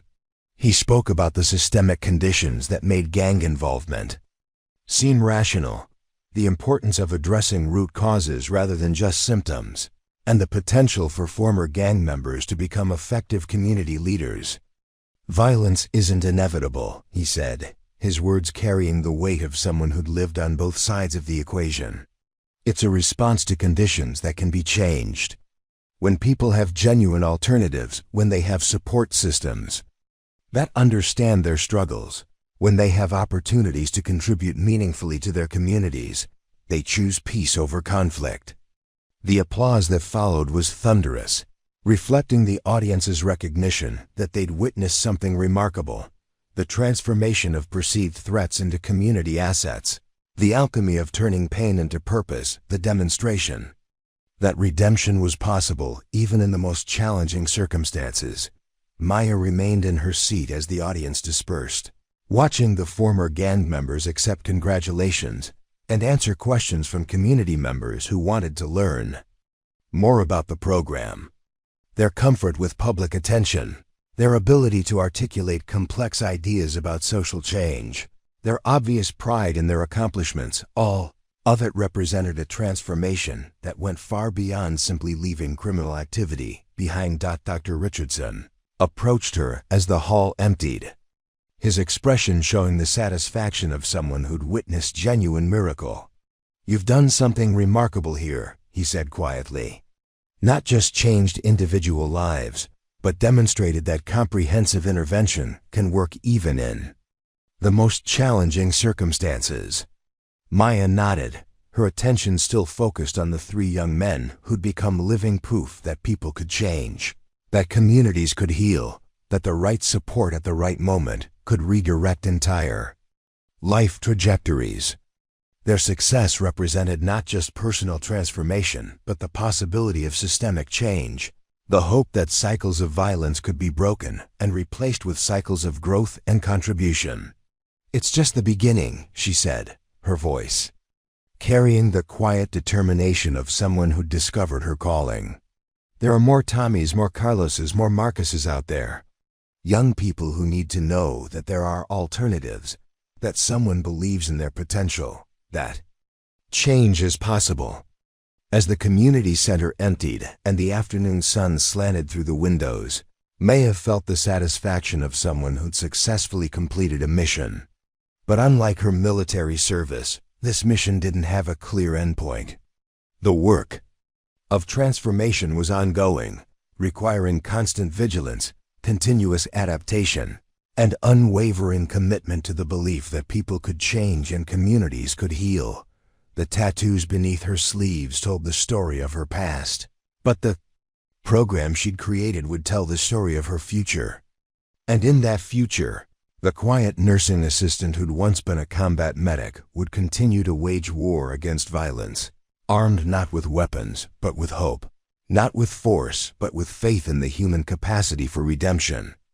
2 years had passed since that night in the hospital corridor, and Maya stood in the observation gallery of the Portland City Council chambers, watching Razor address the mayor and council members about expanding the community program citywide. His transformation from gang leader to policy advocate had been gradual but profound, each month bringing new evidence of his commitment to replacing violence with constructive change. "The data speaks for itself," Razor was saying, his voice carrying the authority of someone who'd learned to navigate both street politics and municipal government. Gang-related violence in the participating neighborhoods has decreased by 67% over the past 18 months. Emergency room visits for assault-related injuries are down 43%. Most importantly, we've had 0 fatalities among program participants. Maya felt a familiar swell of pride watching him present. Statistics that represented real lives saved, real futures preserved. Each number in his presentation corresponded to a person who'd chosen transformation over destruction, who'd found alternatives to the cycles of violence that had once seemed inevitable. Behind her, Tommy entered the gallery carrying his 2-year-old daughter Sophia, who'd grown from a sickly infant into a healthy toddler with her father's determined chin and her mother's gentle eyes. Maria followed, wearing scrubs that identified her as a registered nurse, having completed her degree with academic honors and secured a position in the pediatric ward at St. Catherine's Memorial. "Daddy's on TV," Sophia announced in the loud whisper that children believed was quiet, pointing at the screens that broadcast council meetings to the public. Tommy smiled, bouncing her gently while explaining that Razor was asking the city to help more people find better ways to solve their problems. Maya marveled at the normalcy of the moment. Tommy's biggest concern was whether his daughter would nap properly after the meeting, not whether rival gang members might target his family. Maria worried about passing her nursing board certification exam, not about violence spilling into their neighborhood. Sophia's future was measured in school districts and college savings plans, not in survival strategies and escape routes. "He's doing well up there," said a familiar voice behind them. Maya turned to see Dr. Richardson approaching, his face showing the satisfaction of someone who'd witnessed genuine miracles. "I remember when he couldn't make eye contact with hospital staff. Now he's presenting policy recommendations to the city council. The transformation hadn't been without challenges. Razor's journey from gang leader to community organizer had required him to develop entirely new skills, to learn formal education methods, to navigate bureaucratic systems that operated according to rules very different from street politics. But his natural charisma and hard-won understanding of violence had made him uniquely effective at reaching people that traditional social services couldn't touch." "The mayor's listening," observed Carlos, who'd arrived during Razor's presentation, and now stood beside them in his Port Authority supervisor uniform. His promotion to management had been based on his ability to prevent conflicts before they escalated, skills that had been honed in much more dangerous environments than maritime shipping disputes. Maya nodded, noting the body language of the council members. They were leaning forward, taking notes, asking questions that suggested genuine interest rather than political performance. The program's success had created momentum that was difficult to ignore, especially with crime statistics that showed measurable improvement in public safety. "What about federal funding?" asked Councilwoman Martinez, her question directed at Razor, but clearly informed by briefing materials that Maya had helped prepare. "Has the program attracted attention from national agencies?" Razor's response demonstrated the sophisticated understanding of funding mechanisms that he'd developed through months of working with grant writers and policy analysts. "The Department of Justice has expressed interest in our model as part of their violence reduction initiatives. We've also received inquiries from the Department of Health and Human Services about our integrated approach to addressing trauma and addiction alongside criminal behavior." The federal attention was both validating and concerning. Maya was proud that their work had achieved national recognition, but she worried about the bureaucratic requirements that often accompanied federal funding. The program's success had been built on flexibility, on the ability to adapt quickly to individual needs and changing circumstances. "The key is maintaining local control," Maya had advised during their preparation sessions. "Federal funding can provide resources, but it shouldn't dictate methods. Every community is different, and what works in Portland might need modification in other cities. Behind them, the gallery was filling with community members who'd come to show support for the program expansion. Maya recognized faces from the neighborhood meetings, from the hospital, from the various organizations that had partnered with their initiative. Mrs. Williams, Razor's grandmother, sat in the front row, her walker parked beside her chair, her face glowing with pride as she watched. Her grandson advocate for policies that would help other families avoid the pain hers had endured. "Next speaker is Maya Rodriguez," announced the council clerk, reading from the afternoon's agenda. Speaking on behalf of the Community Transformation Initiative. Maya felt her stomach tighten. Public speaking had never been her preference, and the formal setting of the council chambers made her long for the controlled environment of military briefings or the intimate atmosphere of hospital consultations. But the program needed institutional support to expand, and that support required her to step out of the shadows. She made her way to the podium, acutely aware of the television cameras that would broadcast her words throughout the city. The tattoos beneath her sleeves seemed to pulse with memory, reminding her of the journey that had brought her from combat zones to hospital corridors to this moment of public advocacy. "My name is Maya Rodriguez," she began, her voice steady despite her nervousness. "I'm a registered nurse at St. Catherine's Memorial Hospital, a former Army Ranger, and the founder of the Community Transformation Initiative." The introduction was deliberately comprehensive, establishing her credentials across multiple domains that gave her unique insight into the intersection of healthcare, military service, and community safety. She'd learned that credibility required demonstrating competence in the specific areas relevant to her audience. "2 years ago, I was working the night shift when 5 young men entered our hospital seeking information about a patient. They were angry, they were armed, and they were prepared to use violence to get what they wanted. By all conventional measures, this was a law enforcement situation that would have ended with arrests, prosecutions, and prison sentences." Maya paused, letting the scenario settle in the minds of council members who'd probably never considered alternatives to punitive responses to criminal behavior. Instead, it became the beginning of a transformation that has prevented dozens of violent crimes, saved the city hundreds of thousands of dollars in law enforcement and incarceration costs, and demonstrated that people can change when they have genuine alternatives. The specific mention of cost savings had been deliberate.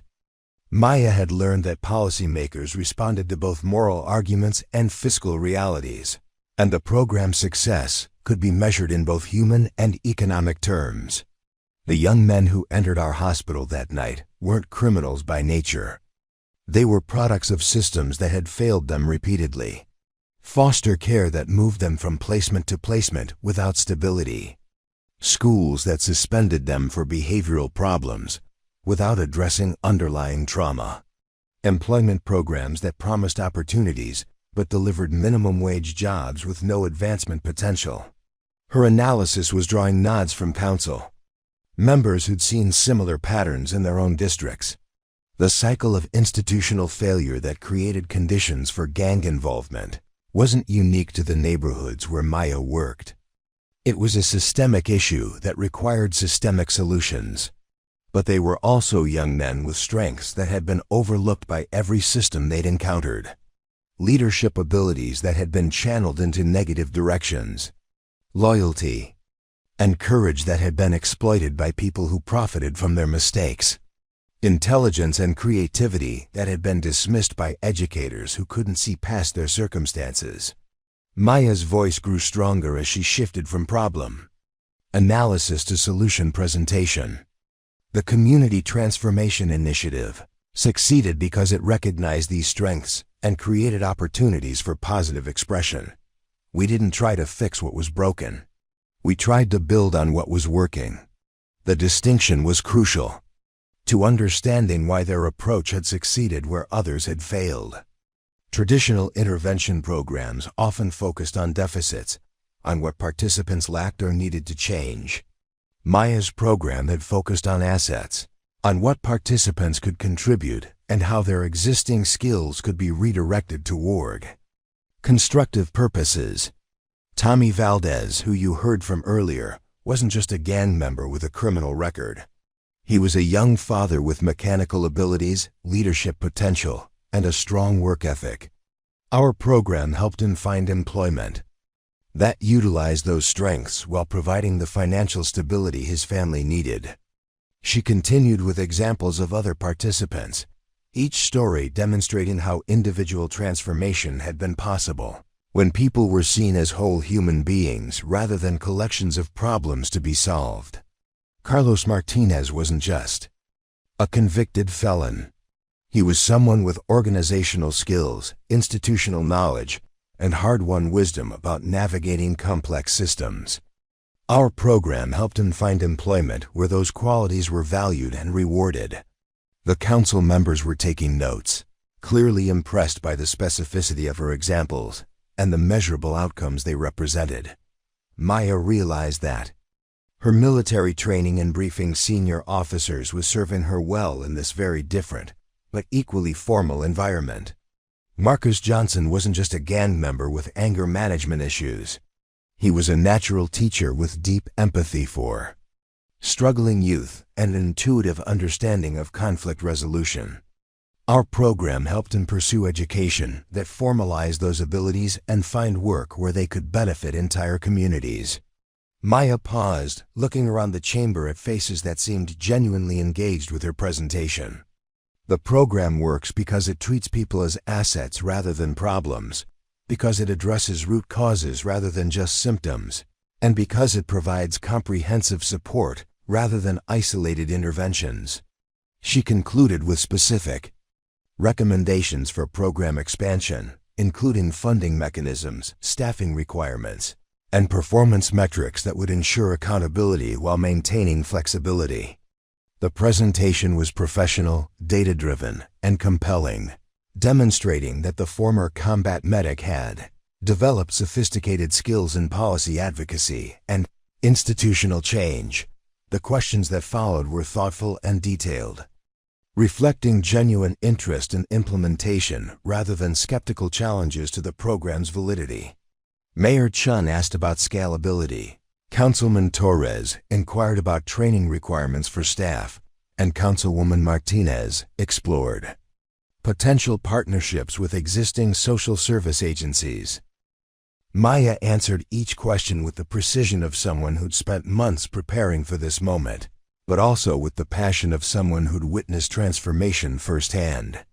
Her responses were informed by experience, not just theory, and her credibility was enhanced by the presence of program participants who served as living proof of the approach's effectiveness. The vote will be next week, announced Mayor Chun as the public comment period concluded. I want to thank all the speakers for their presentations and their commitment to making our city safer and more just. As the council session ended, Maya was surrounded by community members who wanted to congratulate her on her presentation and express support for the program expansion. The attention was overwhelming, but she recognized it as necessary for building the political coalition that would ensure sustainable funding and institutional support. You did good up there, Razor said, approaching her with a smile that showed genuine pride. I know public speaking isn't your favorite thing, but you made the case better than any of us could have. Maya nodded, feeling the relief that came with completing a difficult but necessary task. It's not about me being comfortable. It's about making sure the program continues and expands so we can help more people. Tommy joined them, still carrying Sophia, who'd somehow managed to sleep through the entire council meeting. Maria wanted me to tell you she's proud of what you're doing. She said you saved our family before we even knew we needed saving. The comment hit Maya harder than she'd expected. She'd never thought of her intervention as saving families. She'd thought of it as providing alternatives to people who needed them. But Tommy's perspective reminded her that individual transformation had ripple effects that extended far beyond the people directly involved. We saved ourselves, Maya replied, her voice carrying the conviction of someone who'd learned that lasting change had to come from within. I just helped create the conditions where that was possible. As the crowd dispersed and the chamber emptied, Maya felt the satisfaction of someone who'd successfully completed a mission. But unlike her military service, this mission was ongoing, requiring constant adaptation and unwavering commitment to the belief that people could change and communities could heal. The program's success had demonstrated that comprehensive intervention could work even in the most challenging circumstances, that violence could be prevented rather than just punished, and that people dismissed by society could become valuable contributors to community safety and prosperity.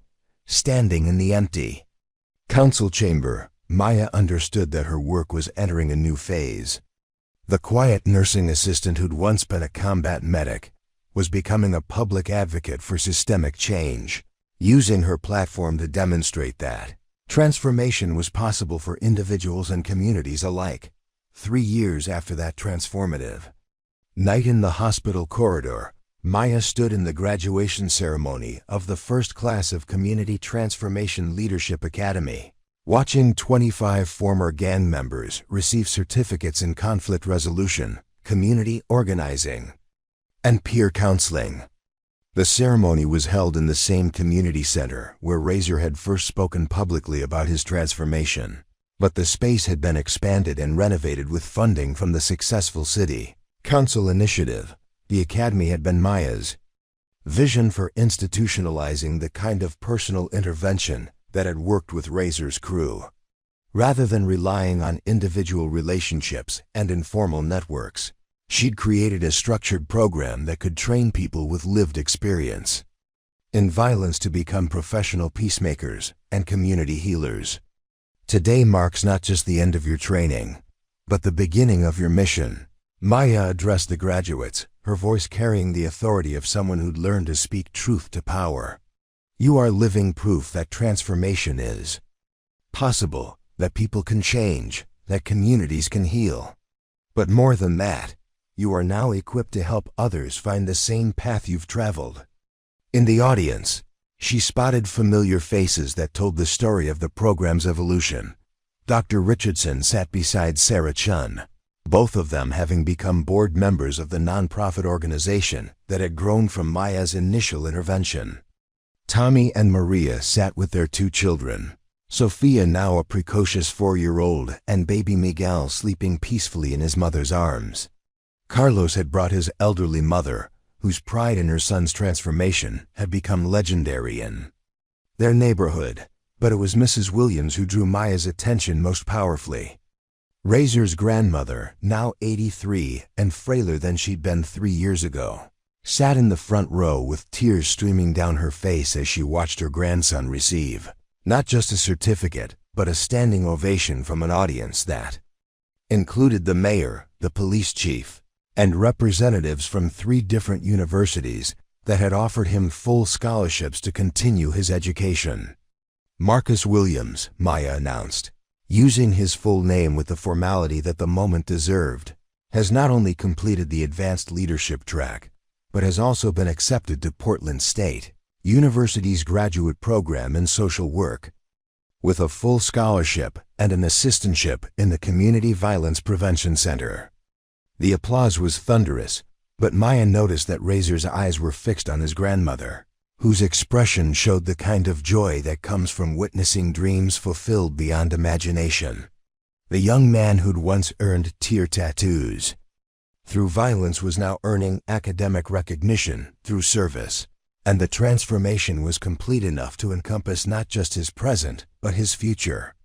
I want to share something with you, Razor said as he approached the podium to address his fellow graduates. 3 years ago, I was ready to hurt people to get what I wanted. I thought strength meant making others afraid, that respect came from violence, that the only way to protect what mattered was through force. His voice carried the weight of someone who'd traveled an enormous distance, not just geographically but spiritually and emotionally. But Maya showed me something I'd never seen before. She showed me that real strength is helping others find their own power, that real respect comes from service, and that the best way to protect what matters is to create conditions where everyone can thrive.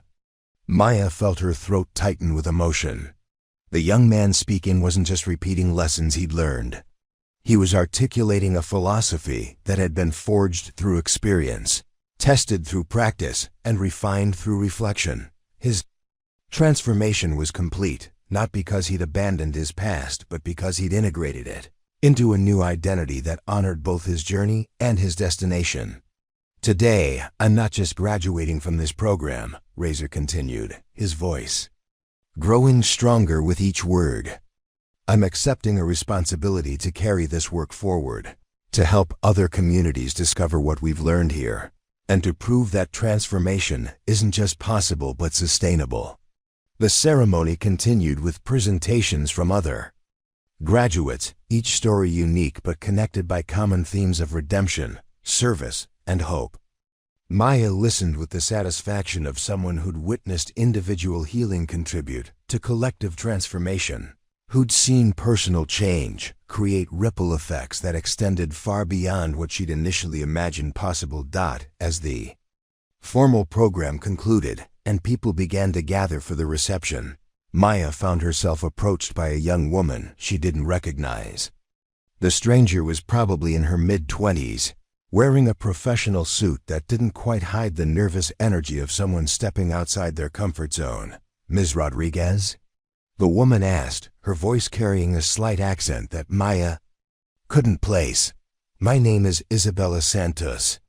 I'm a social worker from Chicago, and I've been following your program for the past year."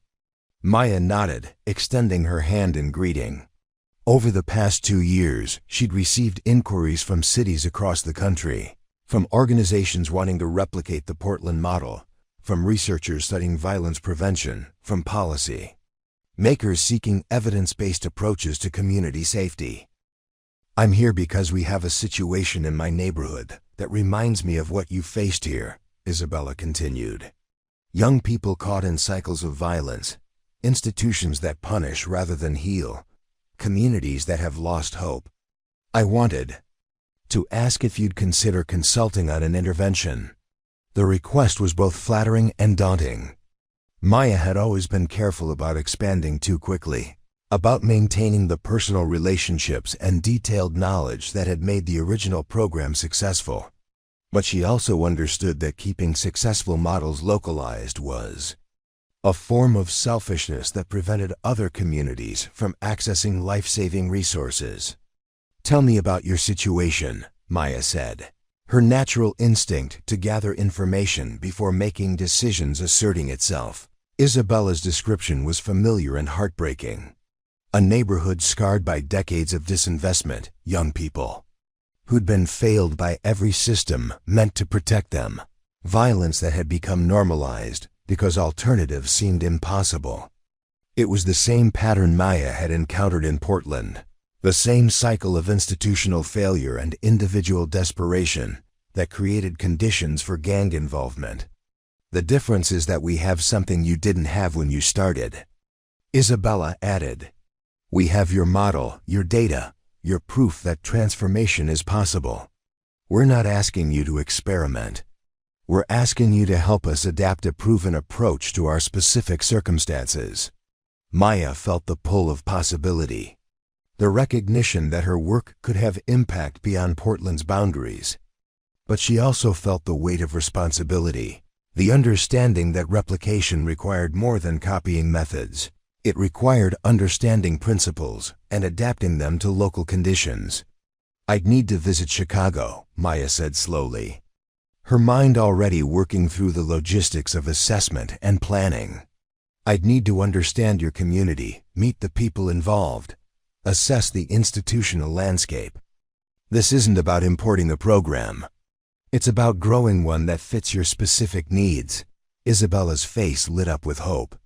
"We have funding secured, community support organized, and partnerships established with local hospitals, schools, and social service agencies.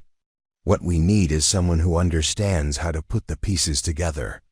The conversation continued for another 20 minutes. with Maya asking detailed questions about community demographics, existing resources, political dynamics, and the specific individuals who might benefit from intervention. Her military training in situation assessment was serving her well in this civilian context, helping her understand the operational environment before committing to action. "I'll need to think about this," Maya concluded, exchanging contact information with Isabella. "And I'll need to discuss it with my team here. Any expansion needs to be done responsibly, with adequate support and realistic expectations." As Isabella left, Maya felt the familiar tension between opportunity and obligation. The program's success had created demands that were both validating and overwhelming. Requests for assistance that represented hope for communities across the country, but also threatened to dilute the personal attention that had made the original intervention effective. "Big decisions?" asked Dr. Richardson, who'd observed the conversation from a distance and recognized the expression on Maya's face. Maya nodded, then shared the essence of Isabella's request. "It's the logical next step, but it's also the most dangerous one. Scaling up means losing some of the personal connection that made this work in the first place." Dr. Richardson's response reflected the wisdom of someone who'd spent decades navigating institutional change. Maybe the goal isn't to maintain the same level of personal connection with every participant. Maybe it's to create systems that can provide that connection at scale. The insight was profound and practical. Maya had been thinking about expansion as replication, about maintaining the same methods in different locations. But Dr. Richardson was suggesting something more sophisticated, the development of systems that could deliver personalized intervention through trained professionals rather than relying on her individual capabilities. "You're talking about training."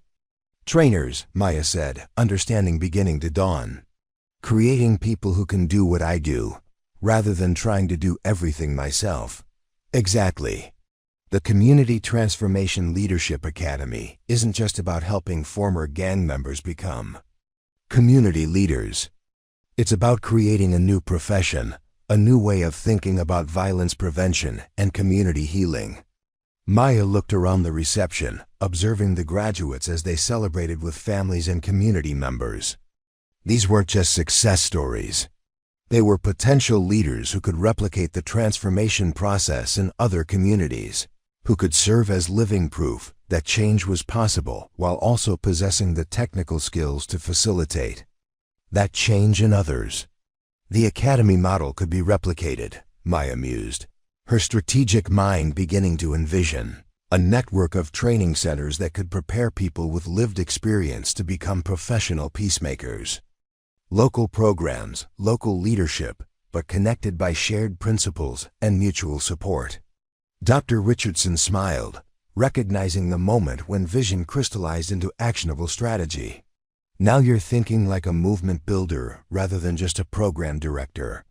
The conversation was interrupted by Razor's approach, his face glowing with the satisfaction of someone who'd successfully completed a major milestone. "Maya, I wanted to thank you again for everything, but I also wanted to ask you something." Maya nodded, encouraging him to continue. "I've been thinking about graduate school, about specializing in community intervention and violence prevention.